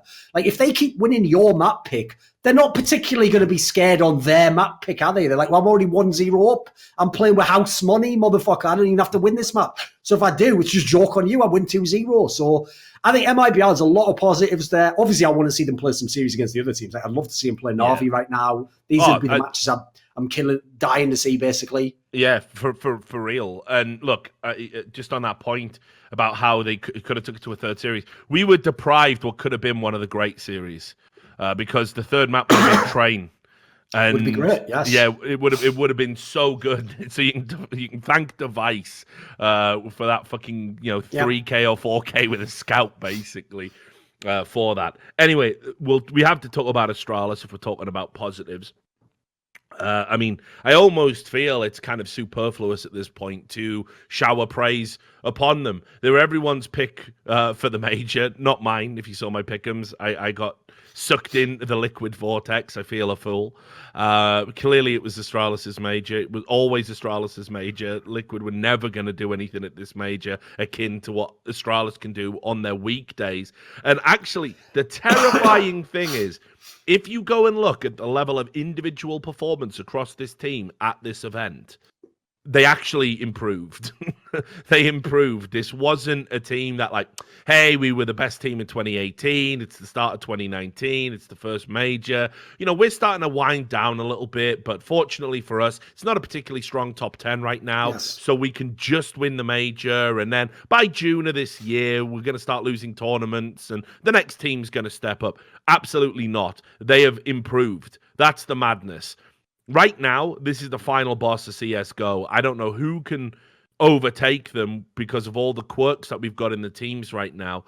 But the one thing I will definitely disagree with, and I will defend this, was Magis got the MVP. Now, let me tell you, Device was statistically the best player at the whole tournament. Actually, had amazing stats, I have to say, Device this tournament. Yeah, and there's a lot of people out there in the world who don't like Device, where I would just say, if you can look at his major stats and say he doesn't even have a discussion to be here, like, you're all hypocrites. Every tournament you've given Cold Zero an MVP is void now. Yeah. So look, while I maybe don't think that Device should have got the MVP, he wasn't my pick. The fact that like a lot of fans were just discounting him. Statistically the best player, he's above Simple. Yep. Statistically the best player at the major. I've already just highlighted one round where he had massive impact and won an eco in a 16-14 game for his team. He had a great tournament. Magis got it. Had unbelievable stats in the playoffs, and his average was only brought down by the earlier part of the tournament. That still counts. The player who should have got the MVP, like hands down, was Zipnix. Yep, that's what I had as well. Hands down. Listen, I know we get enamored with statistics. I know we get enamored with glorious fucking 3Ks and 4Ks and 5Ks and one taps. How many rounds did Zipnik clutch at this event? in 1v2, 1v3 situations. I don't have the numbers here. Please go and look it up for me. Zipnik should have had this MVP. He was fucking robbed. He was robbed of this major MVP. And I don't know what else he's got to do. Because crucially, what happened here was he had better statistics than Magisk. He had a higher kill-to-death differential. He had a higher kill-to-death ratio. He had a higher HLTV rating. He had more clutch rounds. What's he got to do? Like, this is madness to me that he was overlooked in the way that he was, because I thought Zipnik's literally every time it looked like Astralis might break or that, you know, they were bending a little bit. He got back into the game with like a 1v2 or a 1v3. It was insane how many times he did it. Think about that Ence comeback on train. What was the round it was shut down on? It was an unwinnable round from Zipnik, who was ridiculous, off the bomb plant with fucking, I think it was even 3 at one point, Ence players hunting for him. He gets himself into a 1v2 and still wins it with just incredible positioning and sound play. It was just clutch after clutch after clutch. Zipnik is at the point now, Rich, where I always like to use this analogy because it's one I used to use in Quake to highlight, like, if someone had amazing aim. So this is what I would say about Zipnik. He's got to the level now where I'm like in awe of the clutches he loses. That's how good this guy is now. Like he loses clutches where I'm like, fucking hell, how would he even almost win that? That's how good he is. And also, you know, we're talking about important clutches. Think about that 1v1 he won against Fallen, where it broke MIBR's economy just as they were coming back on Inferno. It was mad mind games as well. No, imagine it. Imagine, like, you've just won a mind game with Fallen. You know what I mean? Think about how fucking smart and intelligent a player he is. And Fallen had all of the tools at his disposal to fake him out, to fuck with him. Time was on his side. He could get to either bomb site. Zipnik's just read him like a fucking book, like it was nothing. Like, at this point, like, you know, I want to know, actually, if X-Men is fucking real and Zipnik is the first high-powered mutant we've ever seen, like some sort of mind reader, like, or something, because it is mental. I can't think of any player I've ever seen with this kind of level of clutching ability. So the fact that he fucking got overlooked for MVP blew my fucking mind. I thought for sure he was getting it this time. But again, the embarrassment of riches of Astralis, right? What are you going to do? No, that's it. That's like, I think that is the point to make here, is even if we quibble about who should be the MVP, this has been the case for the whole Astralis run. Almost every tournament, you have a debate over which Astralis player should be the MVP. Like, that wasn't the case for other teams. Like, if NiP won the tournament, it's almost certainly going to be Get Right or Forresty with the MVP. If Fnatic won a tournament, it's going to be Flush or Allspice, very likely. It's like, it made perfect sense. Cold Zero, I think, won almost every MVP. I think Fur maybe got one. Maybe it was like ECS Season 3 that he was allowed to win. I'm sure Fallen won the odd one, but it was generally like, you knew exactly who it was. This is the only team in history where, no joke, especially after this one, where even I would give Zipnik it, every member of this team could win the MVP. And we're not saying, like, Glaive could win for being a great intermediate. He could win just as a player. Just as a player, he could win the MVP. That's how ridiculous this squad actually is. That's like the level. Like, your point there was a good one as well, which is, I've told people this many times, but one of the things I love about the life cycle of great players and great teams is that it doesn't last forever. Even the greatest player ever eventually starts to drop off and he's not the best. But what I love is that the really great players, they sort of refuse to accept it. And on the way out the door, they win more titles when they almost shouldn't. Like, so if you remember Fnatic at the end, the one everyone forgets is when Fnatic won their third major, ESL1 Cologne, they had no business winning that major. That was the one where Virtus.pro should have done them in the semis completely. Virtus.pro had literally the foot on their neck, stamping them out. They did an amazing comeback. In the final, Envious was a better team at the time. Envious should have won that first map, the DOS2 game, and then gone on to win the major. That would have been it. So that was one where Fnatic was already like almost dead. But on the way out, they just sort of like at the last gasp were able to win a major because that's how great they were as a team over their lifespan. They could summon the magic one last time. I'm waiting for that moment to happen. Astralis is still in their prime. Like, everyone was giving me excuses about Astralis before the last major. Like, well, they're not going to win this one. You know, when they lost at Stockholm, like the prayer break, people have had time to rest and relax now. They've made player changes. Like, you know, guys, that was now about 7 months ago. In the meantime, they've won, 6 or 7 more championships, been in every final except one. Like, it never ends with these motherfuckers. Like, it doesn't even make sense that they could be at their prime now. They've had the lineup for a year. Yeah. That's ridiculous. And again, I just want to say, and this is the final point I'll make about Astralis, because we could wax lyrical about him all fucking day. If you were one of the cunts, if you were one of the people who were out there going, well, this Astralis are going to get found out because they've patched out that radar bug.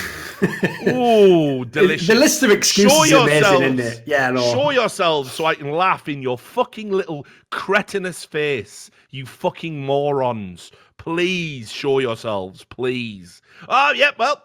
No radar bug, no major for Astralis. Fuck you all, you idiots. You are in the presence of greatness, and you do not even realize it because you don't care about the game, really. It's just a conduit for your pettiness, right? And what you are as a person. Fuck you and everything about you, you idiots. I loved it. Everyone else was like, oh, surely you want to cheer for the underdog. Sure I do. But I take great pleasure in watching the greatest CSGO team of all time win another major and doing it while morons are saying they were cheating the whole time. I fucking love it. Makes my dick hard. Fuck you all, you morons. Right, let's talk about roster changes. Post-major. Everything's going crazy, isn't it? Because that's what it does. So where to begin? Well, I think one that definitely came out of left field for me and surprised me with the changes over at Cloud9. Now, again, there's a sensitivity issue around this because obviously Flusher is departing the team and has said he's stepping away from the game. For those that maybe didn't see the news, Flusher's mother passed away in what we were told was sudden and tragic circumstances during the event. Credit to the spirit that he had, because he played very, very well for Cloud9 and almost they got through to the later stages. And now he's taking some time out of the game. I think nobody would begrudge him that. And it means Golden has now been set to return. Again, I find the timing interesting that as Flusher has this tragedy, I'm supposed to believe that Golden's health just miraculously another next scenario I noticed there. Yeah, absolutely. But whatever, Golden gets another shot, ostensibly, it looks like. And what also surprised me was that Zelzis... It suddenly became he was a player that they brought in to, he's a player we brought in on trial, to now he's been benched and he's out of the roster. So they immediately got rid of him as well. So it looks like there's going to be some more changes for Cloud9 in the future. I imagine we're going to see a more NA-centric team. I think they'll pick up another NA player. I don't really have any insight as to who it would be. One thing I can say is that Automatic is playing so well as the primary AWPer in this team. That isn't an issue they need to worry about right now. They don't need to go out and get an AWPer. They don't need to go out and get an IGL. They can just take their time, find a very competent rifler or somebody that's going to be able to come into the team. And, Kiyoshima had a good event. Automatic had a great event. So... yeah, I mean, things are looking up for Cloud9. I do think the loss of Flusher is actually going to hurt them unless they get a very competent replacement, though. What do you think? Well, especially because this year, particularly, he turned his whole game around. And in fact, that's the part that I'm a bit worried about with this team, is all the period that looked good was when Golden wasn't in the team. It's when they had the makeshift lineup and it was just basically a bunch of veteran players, Flusher, Kiyoshima, Automatic, playing their own game and being like, right, well, at least us three know how to play the game, so we got a chance, right? Let's just go in the game and scrim about. Let's see what we can do. What's that? We've won a few maps. Cool. Like, they actually overperformed as far as I'm concerned. Like, they should never have been anywhere close without a real lineup. So massive props to those players. Then you look at it, okay, I understand the Flusher scenario, can't blame him for wanting to go back now. But if just with Automatic and Kiyoshima alone, that's a nice starting point. If I've got those two players and then I'm potentially adding pieces, hey, that's not bad. I don't know if Golden's the right one, but then again, if you've invested this much, you've waited this long, they clearly have the sunken cost fallacy where they want to give it a try, right? They want to give it a proper run and see if it works. I'm somewhat skeptical. So the question is, who do you bring in? Well, I saw there was that report where it was implied that Sonny is maybe being looked at from Mousesports. I have to say, if I were them, I'd certainly be looking at potentially Chris J. Why not, right? There's a guy who could do a lot for you. Doesn't have to be an in-game leader, but could do that as well. Because that's the other thing. I agree, Automac's done a very admirable job with the AWP, but I actually think he's better with a rifle personally. So if we can get a good AWPer, I'm open to moving him. So another one I have to say, Rich, I would consider is Smooya. I wouldn't say no to that as a potential possibility. Personally, I'll add. I don't think Jack would be willing to take the risk. I don't think he'd want the PR nightmare. I agree. I mean, you remember what happened? When they were looking at Infinite before they moved for Zelzis, and some unsavory things came out from the past. Also keep in mind Jack and Cloud9. They had Refresh stand in for them. That might be an option they want to exercise in the future.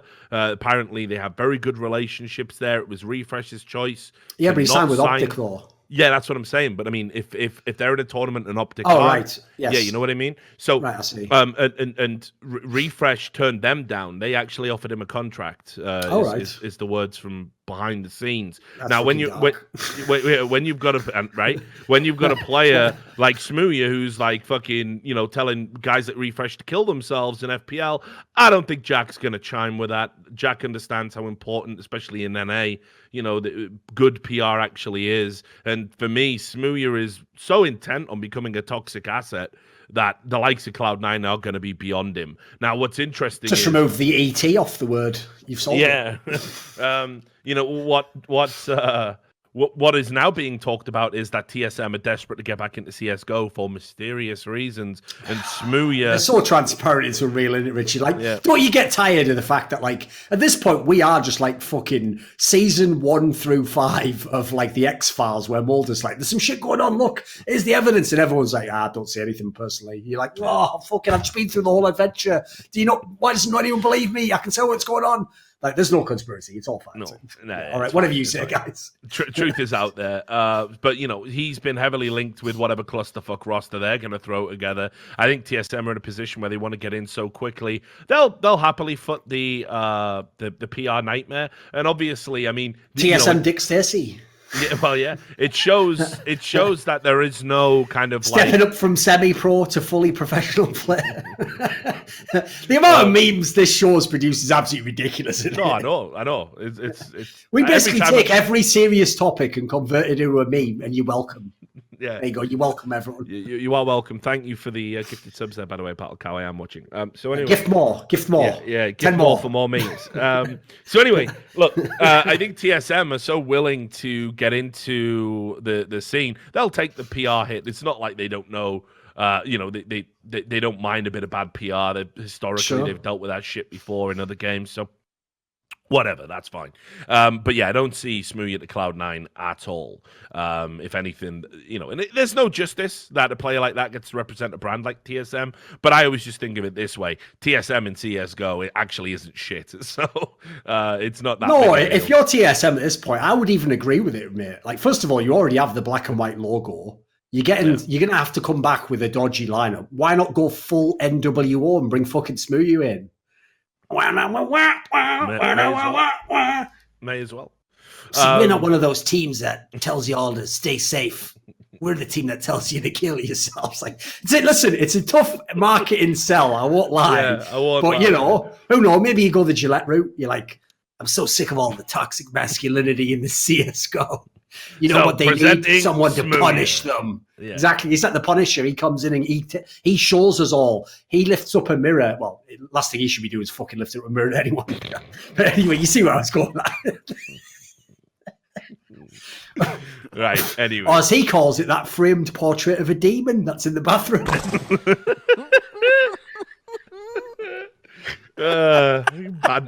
Right. Anyway. So we've finally just unreasonable, isn't it? Yeah, no, it's outrageous. I'm glad we have this platform for now. So we do so much good with it. Right. So so we found out about the changes in team spirit as well that we alluded to on a previous episode. Basically, they have signed Chopper, and also they brought in iDisbalance. For those that don't know, obviously Chopper was part of that great Vegas Squadron lineup. Very good player. I was surprised he wanted to move to this team and play with some of these players. iDisbalance was a player that when he first burst onto the scene, everybody was adamant he was cheating. He had all those clips that were on the subreddit, but people were talking about it on Twitter. No evidence, of course. It's interesting how it happens to certain players and not to others. But basically, I think these are two very good acquisitions. I just think, unfortunately, the core of Team Spirit is so far below the level of talent those two players have that I don't think it's going to be a successful project at all. Just so people know, they've got Sotfik, Coldy, and some Die Young on the roster, along with Chopper and Idis Balance, who are immediately propelled to star status on this team. Again, it does show how much talent is in the CIS region right now, that a player like Chopper and a player like Idis Balance find themselves on what is a team that's likely to be an also-ran. You know, they bombed straight out of the major after coming through the CIS qualifier. But I don't know. Maybe I'm wrong. I mean, maybe they can do something with this lineup. What do you think? I'm kind of with you. Like, the part that depresses me about the CIS region is they have plenty of fucking shuffles, just Navi's never allowed to be involved for some bizarre reason. So everyone goes to the different teams. Back in the day, it was Flipside, HellRaisers, Gambit. These teams can all swap players. Now you've got Vega Squadron, Spirit, you've got more teams you can add. But when do any of the good players percolate up and go to the top teams? Like, what is this? Like, when am I ever actually going to get... That's also the thing that's so criminal about the Navi move, is like, forget asking them, like, is there anyone in the scene that you'd be willing to give a try? They don't fucking know. They don't know any of these players. Like, there's no way Navi's out there scouting any of these guys. They've done that classic move that I hate in Counter-Strike, where you just let your ego think that you have to always be above your scene, not realizing that's the scene you need to feed the next lifeblood into your org. Like, you need those players that are coming up. Maybe not today, but tomorrow. Like, they're going to need them one day. So, like, I agree. Some of these players seem competent when you watch them play. Some of them maybe could be better, but I just get the sense that, like I said on one of the past episodes, this reminds me of the Polish scene, where if Virtus Pro is forever a locked door you can never enter, and you're all just wasting all your time just below them, swapping team after team after team, not only do you never make it to the top level because you never got the proper sort of like guidance to get there, but then you ruin your own game in the meantime. Like, anyone who was trying to get into Virtus Pro for the last 3 years, there was nothing you could do, it turns out. It didn't matter what team you were on. Didn't matter how you played. Didn't matter what you looked like in your role. Never mattered. So I don't blame those players for just going nowhere. It kind of makes sense in a way. Yeah. Right. The other one. I suppose I should add this. There was the whole thing about Cloud9 potentially adding Sunny. So I should have done that the other way around. Now, it looks like we'll talk about Mousesports. It looks like the Mousesports roster is completely being obliterated and rebuilt. Which I'm not too sure as to why. Sure, they've underperformed. I don't think it's that drastic with what's being talked about. But it seems Sunny is the player that, look, there have been rumors in the scene that Sunny has kind of wanted to join other teams and explore the possibilities. Maybe Ence were one of them. I don't know the specifics about it. Not the best timing to try now then. Yeah. But there was a few rumors going around that maybe Sunny wanted to, broaden his horizons, so to speak.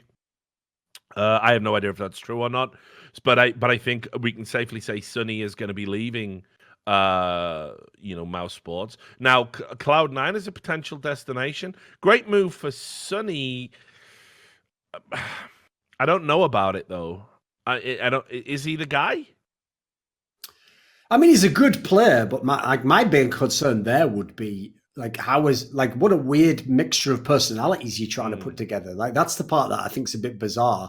Like, I actually think in a weird way, one of the things that helped the Mousesports lineup is that they were all rejects, basically. They were all people who couldn't find a better situation elsewhere.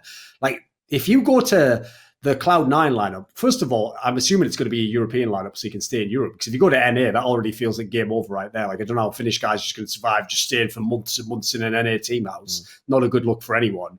But then also, it does just seem like if you're Sunny, how is that an upgrade for you team-wise? Like, Mousesports is better than the team you're joining, mate. Like, that doesn't really make sense to me. So I agree. I don't get that move. Like, if I had to guess, I would say Sunny would have only left Mouse. Either, yes, friends, that's an obvious one you could do, or for a Faze Clan or someone who's a bigger team. It seems like a weird sideways with a potential step down move to go to Cloud9 now. Like, obviously, they're not far of themselves from being a very good team, but when you hear the proposed potential for Mousesports, which is to bring in Carrigan and sort of give him free reign, you would think if you're Sunny, that's when you stick around. Like, why not give that guy 6 months with you and see what he does? Might turn you into the best player in the world or something.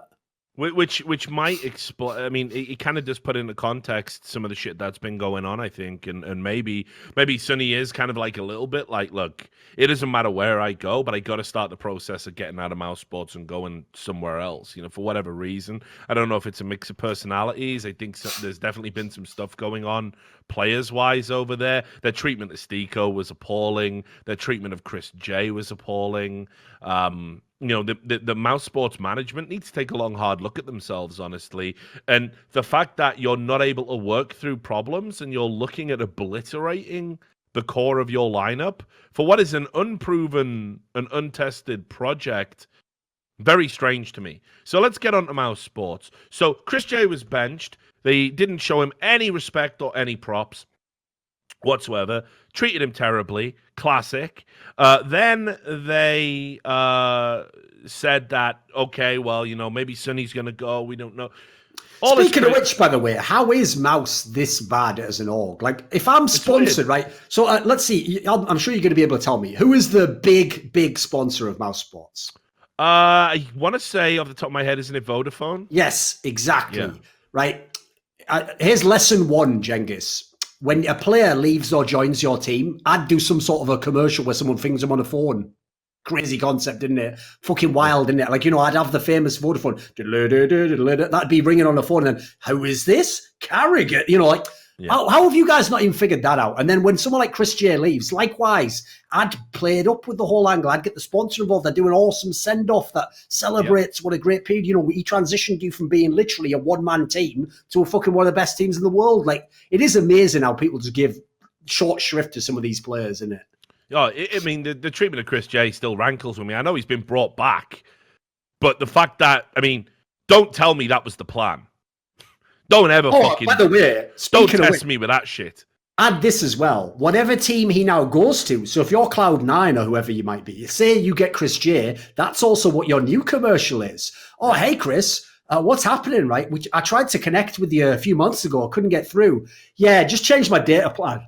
This new T-Mobile I'm on, far superior. Like some shit like that. And then you have like Kiyashima behind like, guess it is not a problem anymore. Like, why am I not in a fucking marketing division somewhere? It's probably the part where I didn't want to sell my soul. Yeah, it was that part. It was definitely that part. That was always the sticking point, wasn't it? The problem is, as you get older, you realize a soul wasn't really worth holding on to all that much. Not really. Yeah. Not really. Get that Skrilla, brother. That's what I say. So, yes, weird situation over there. The players that they're talking about now is obviously the big ones, Carrigan. Makes sense. Carrigan can have the pick of any team right now. I think we all agree with that. Hotly in demand. The envious thing was never going to happen. Carrigan's got way too much. Props to him if he actually did seed that by like pretending like he was going to do it just to make everyone else hurry up with their offers. Like, yeah, Carrigan linked with envious. Like, if that, hopefully that was never true on any level. He wasn't even thinking about that. He's smart enough. He is smart enough that he could have been the guy that did that. Most players aren't smart enough to do something like that. Carrigan understands marketing, business, if anybody was out there kind of leaking this shit, wouldn't surprise me if it was him. Because obviously, first of all, there was a world where you could have ended up at the Cloud9 or something like that. So by intimating that you're ready to join an NA team as bad as envious, I'm sure that got Cloud9 thinking. And then if Mousesports are serious, they're like, well, fuck, we can't lose him.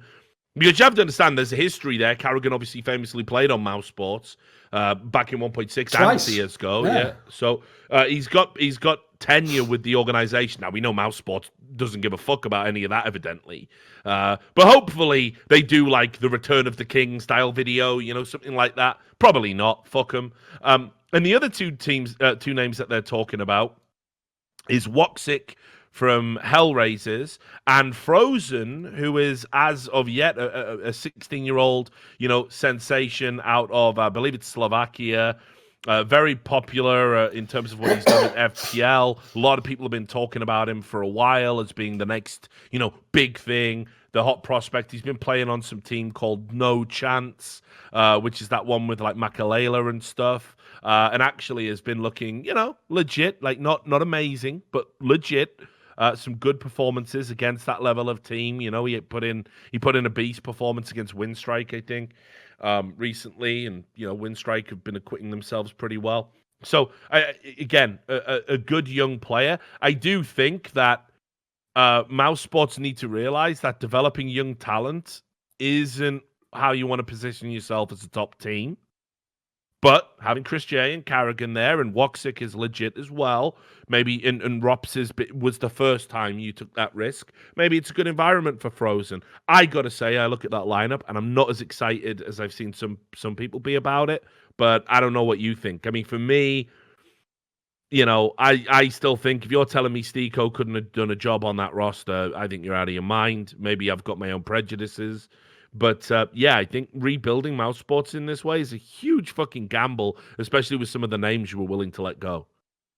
Yeah, the part that doesn't make sense to me is like, I think they're doing this all at once, whereas I would have done it step by step. Like I would have gotten Carrigan first and then let him figure out with the players who should stay, who should go, what makes sense. Then he's going to know what he needs. And then you go and get the players. And these might end up being the players you get. Maybe they won't be the players you get. Because with those names, like I love the idea of Carrigan in this team. Obviously, I think you could do so much.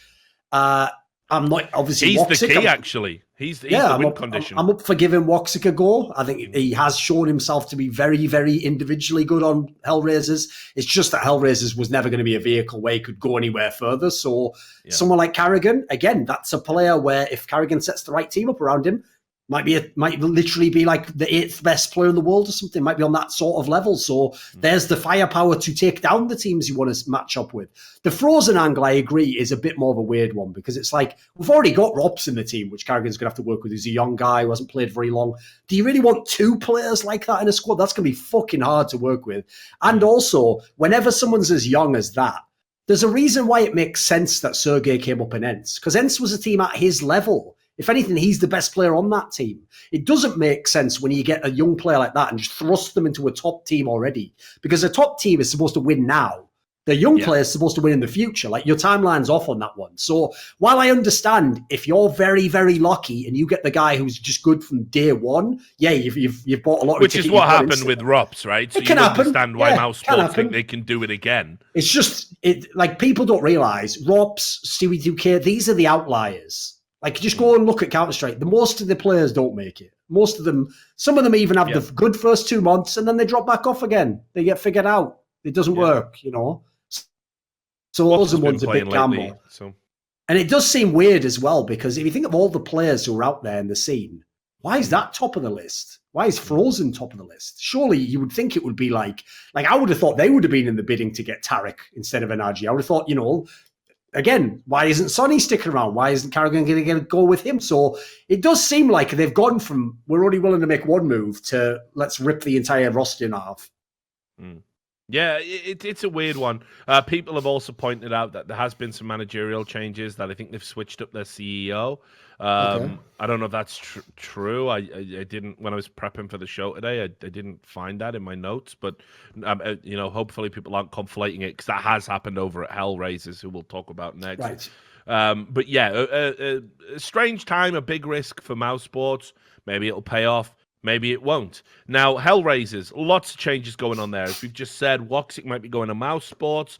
Be interesting to see how he does, because, of course, now you've got Woxic and Zantares, the 2 Turkish players, have both moved over to traditionally German organizations. So that's going to be interesting to see how they continue to adapt and evolve for Turkish Counter-Strike.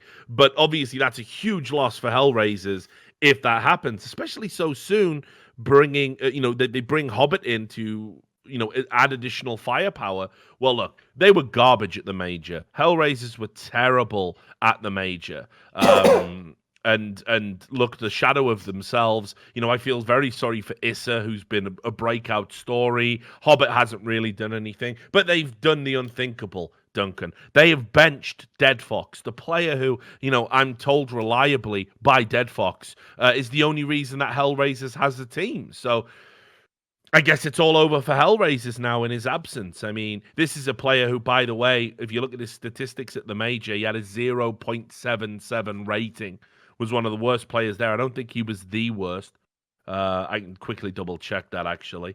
But they finally decided to bench him, which apparently is a terrible move. So I think HellRaisers is all over. And again, the frustrating part of all of this is, of course, you've got a great in-game leader in the form of fucking Angel, who is just going to die with this team for reasons I'll never understand. Basically, HellRaisers is now in the same position Gambit is, which is like, what's the point of these teams? Like, I don't even know. Like, I don't even believe they can mindfuck themselves to believe there's a brighter future where they accomplish all their dreams and it goes great.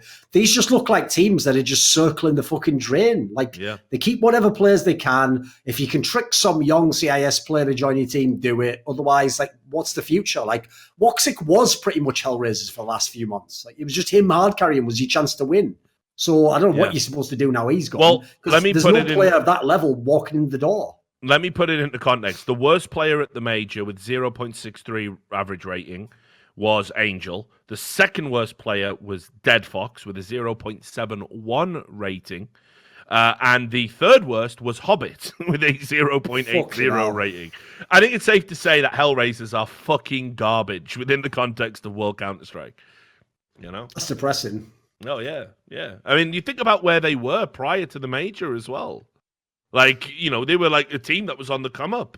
You had Issa and Woxic going off, Angel putting in this great structured performance. The addition of Hobbit was actually exciting, but they've gone absolutely backwards in ways that I couldn't have foreseen how bad it was going to be. So benching Dead Fox, definitely the right idea, but I mean, fuck it. HellRaisers have all sorts of problems. They need firepower, and they need to go completely back to the drawing board. And hopefully, Angel can once again put a system in place that's going to make them relevant 3 months from now. But I will say, if he manages to get another player, Richard, that becomes really good, at this point, Angel just must be some fucking super scout. How many times has this happened now? Because they have re-upped. Remember, from the original CIS squad, they've done it twice now. They went to like whatever the Balkan region, and then now they did this bizarre one where it's like players from all over the place. But they've done it twice. If they can really do it a third time, someone needs to fucking get on tap whatever he's got in his brain, because he's figured out how to scout in Counter-Strike, which is very tough.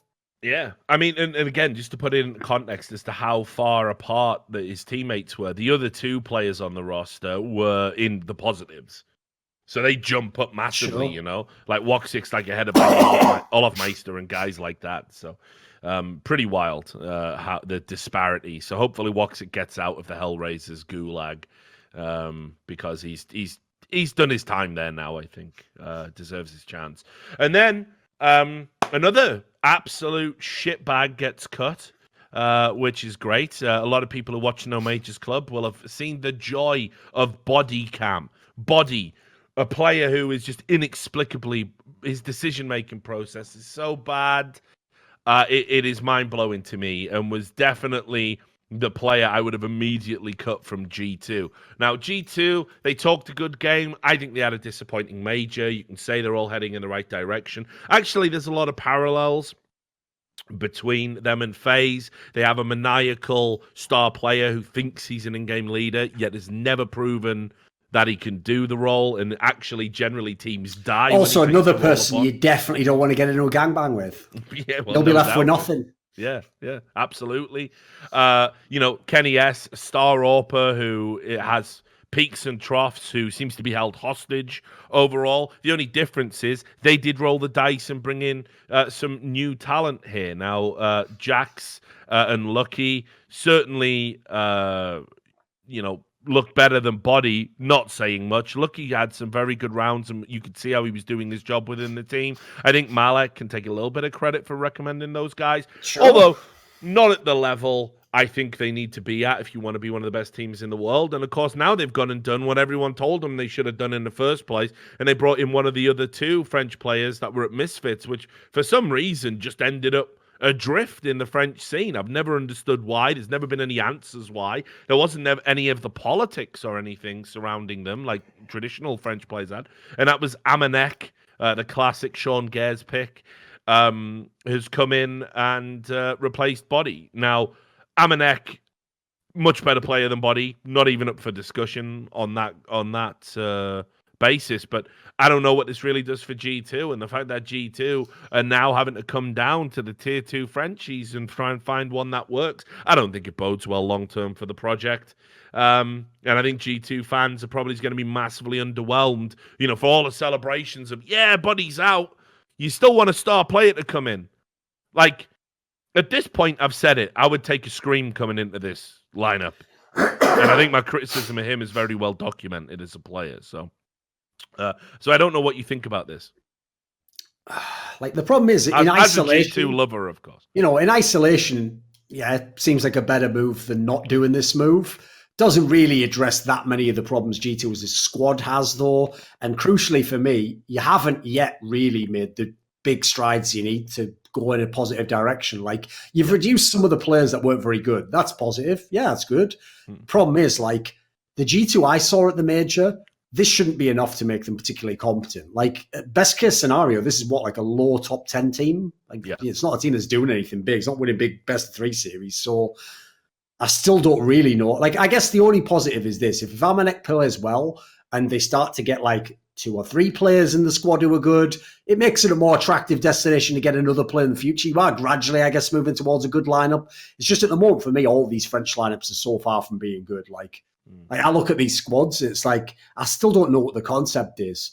Like, I can sort of see if you're Malek, you only had a few options at that point in time. There was a very limited number of players you could sign. Like you say, they actually did a good job to get Lockie. I'm sure Jax does whatever he's told to do. I'm sure he does his job in the team in that respect. They're not a very good squad, and they don't particularly make use of all the players. So it's like a small step forward, but you've got so far you need to go before it's meaningful. Like, I don't care. Like, here's the thing.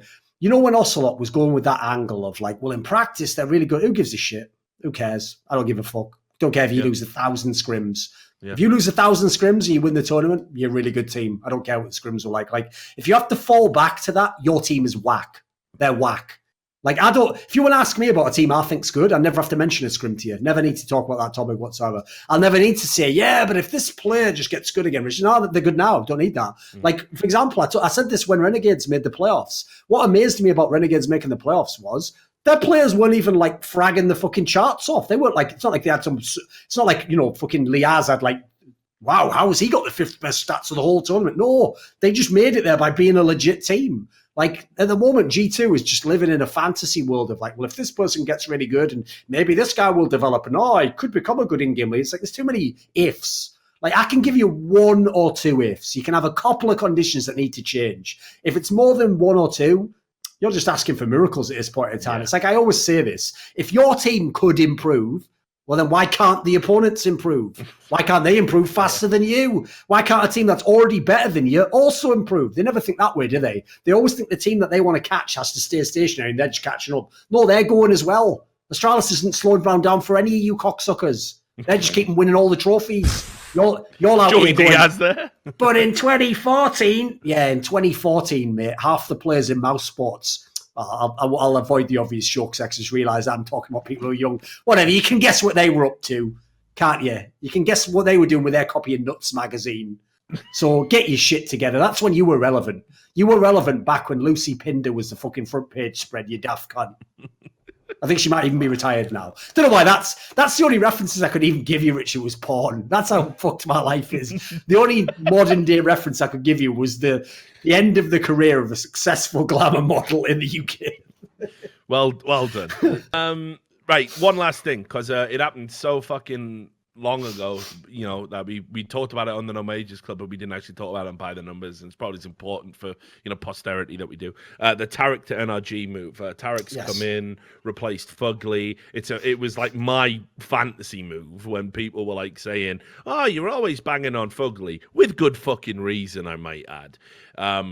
Who would you replace right now? And I'm like, listen, I know that Tarik and Daps historically have had some contentious issues, let's say.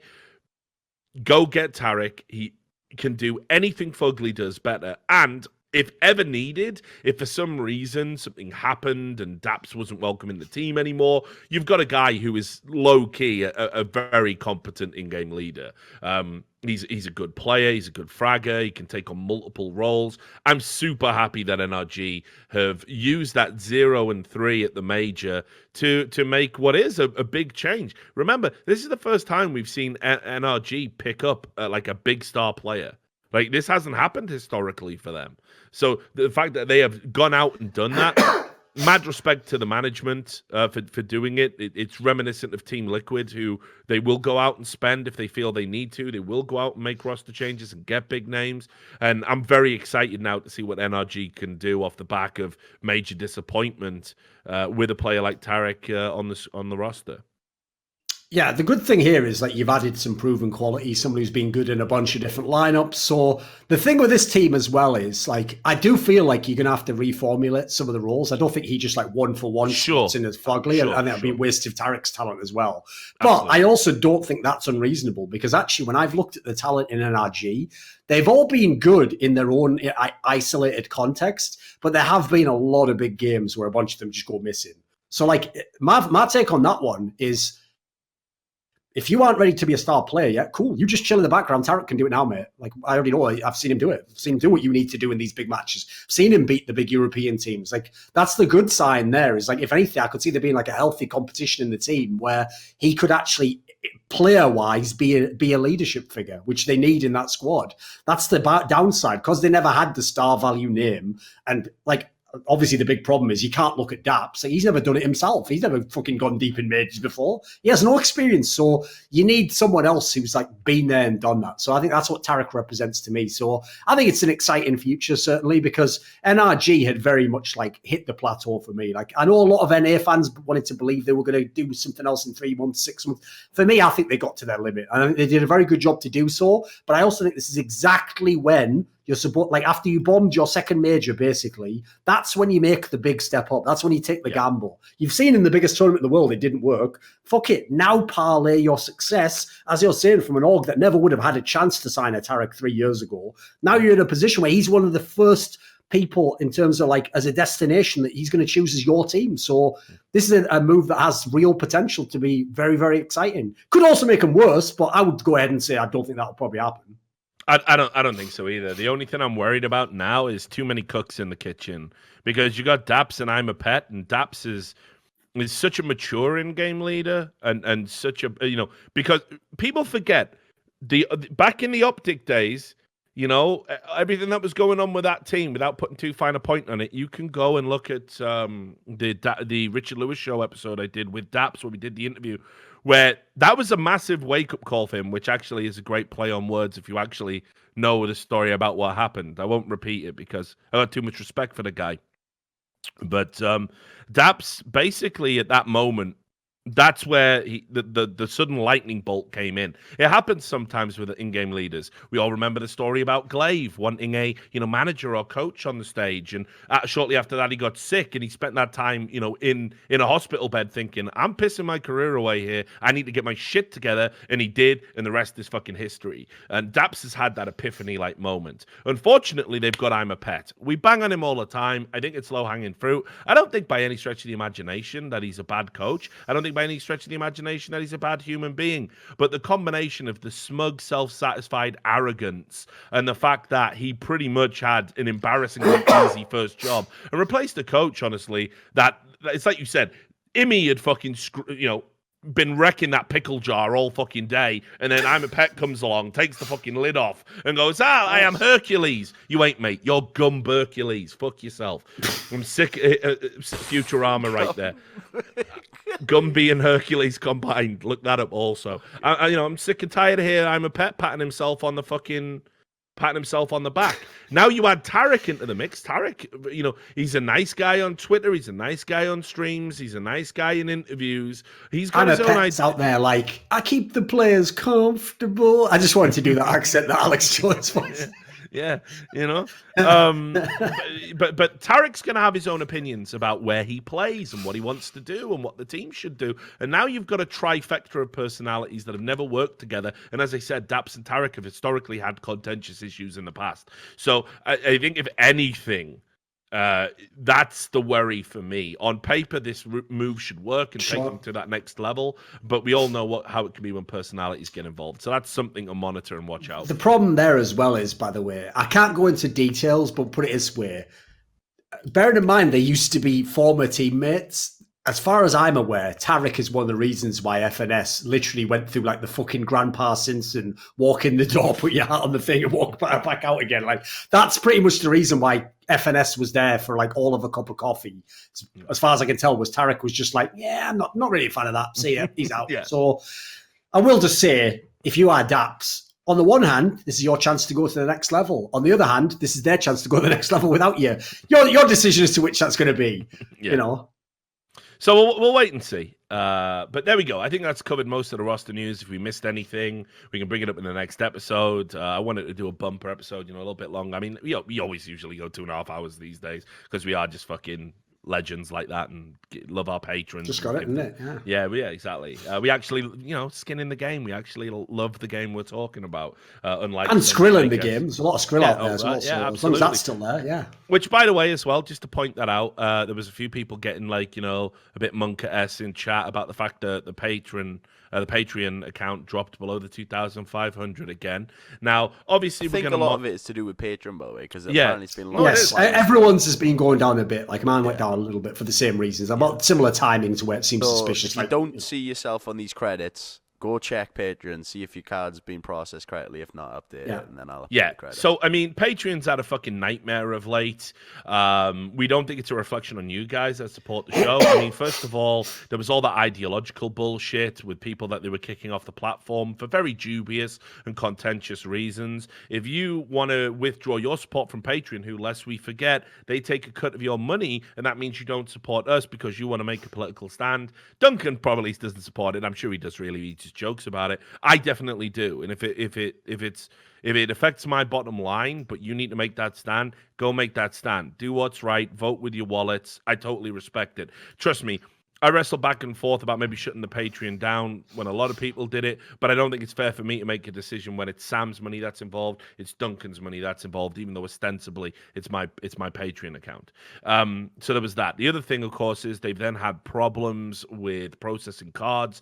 Everyone's payments last month were delayed. Some people have had their cards cancelled and stuff. So it could be a reflection of that. What I will say is the podcast isn't going to go anywhere just because we dropped below it. It's great to hit a target, but we'll adjust as the situation adjusts, and we'll keep you informed on that basis. So as we wrap up the show, of course, shout out to rivalry.com. They've paid big money, no doubt, to get that new URL, so go check it out.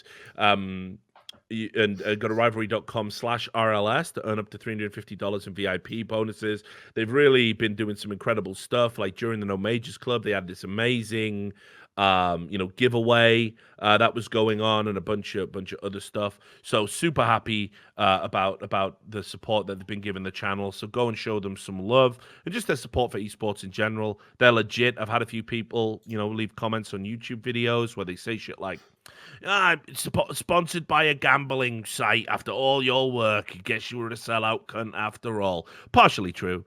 But no, the reality is they are a company that have done like a lot of good things in esports. They do things right. They understand the scams and the bullshit that are out there, and they're legit. They're the truth. And that's why they don't necessarily, they're not in every country. They're working on getting those licenses and doing it legitimately. So I want you guys to think about that and think about what it means for somebody like me to be working in partnership with them and support them appropriately. So show Rivalry some love in 2019. Also as well, much love to all of the patrons that have stuck around despite Patreon being a fucking pretty ass platform of late. Our $100 patrons, of course, Jerky's Minion, Detlef Insomniac, Rekovic on Steam, Mikhail, and Alex Ragnarsson. Our $50 patrons, Benakagi Assassin, Roosty, Colin Penny, Nostradamus, Sard Sawar, Madsen, TC Owens, Manuel Stockley, Marcus Kyunpar, and Watchdoge. This is where I'd normally end the show, but I just realized we do have a $100 question from Rekovic on Steam. So he asks, is this level of dominance shown by Astralis this past year on par with dominance shown by legends in other sports? Definitely a Duncan question. I would say it's very hard to equate the two, because when you talk about dominance in mainstream sports, you talk about a season that lasts a year, and winning that season is one trophy. Oh, so yes, other esports, by the way. In other esports. I thought it was other sports. Oh, well, I mean, fuck, we'll do both. 10 years of dominance in a mainstream sport is probably akin to like dominating 2 years in an esport. I think is probably about as analogous as it gets. In other esports, again, more of a Duncan question than me. I personally think you always have dynastic teams emerge in every esport we have. I'm trying to think of who this would be akin to. I mean, is it SKT levels in League? Maybe it's very hard when you compare apples and oranges like that. But certainly, I'm inclined to agree and say yes. I'll let Duncan field that. Yeah, put it this way: they're not like the most dominant team ever. Period. Full stop. Blah blah blah. All that sort of thing. Like, I mean, there's been teams in Counter-Strike. I'd obviously have to go with like way back in the day, the SK team of 2003 that had Heaton and Potty on it, an Element. Exactly, yeah. Like they had a stretch where they won a solid like 8 tournaments or something, and they lost like 1 map out of 43 they played. So the sample size is going to be smaller because there was less CS tournaments back then. You have to add that in. If you want to look at other esports games, like Flash and StarCraft Brood War literally had a year where he made every final, so he came second worst place, won like 4 titles. I was literally doing similar things to Astralis, where he was just winning series where, like, the other team doesn't have a chance and he's like never at elimination point. So there's definitely been people of comparable levels. I think the key thing to me is this team is doing it in 2019 in a mega developed scene with the most money ever in its game that you've ever had. So in theory, it should be harder than ever to dominate like this, but they're doing it. That's what's crazy. Like, if you go back to before Astralis came along, I guarantee you, and I'm not saying this to rag on anyone, because I would probably say the same thing. If you'd have got together all the experts, like fucking Sponge, Sean Gares, Moses, all the people who know everything about Counter-Strike, and said to them, will there ever be another team that basically like barely ever loses a series, every final, like the worst they're going to do is come second? They tell you no. Come on, like CS has progressed beyond that. That was the early days. So Astralis is like a mad outlier in that sense. But if you go to the other big esports games, there are the teams that have done things that were comparable. Like there have been incredibly dominant teams that have had, their year where they were like almost unbeatable, could win almost everything. I think that's just a fair way to answer it. Like, I would say this: they're definitely a contender for greatest team or competitor in any esport ever. Yeah, that's true. Maybe you could split hairs and you'd pick someone else, but they wouldn't be a bad shout for the best ever in that sense. All right. So there you go. Even fitting in a $100 question if you do come back to Patreon, or if you want to start. If you get to that $100 bracket, you can ask a question. I'm probably thinking about revising the stretch goals, honestly, and adding some new stuff in there and maybe lowering that down a little bit, because that was pretty much designed to kickstart the donation process so we could get the podcast back up and running. So me and Duncan will put our heads together with Sam and we'll think of some shit. But anyway, all that remains to be said is to take care of yourselves. Thanks for tuning in to another bumper episode, post-major of By the Numbers, and I'm sure we will see you next week. Until then, all the best.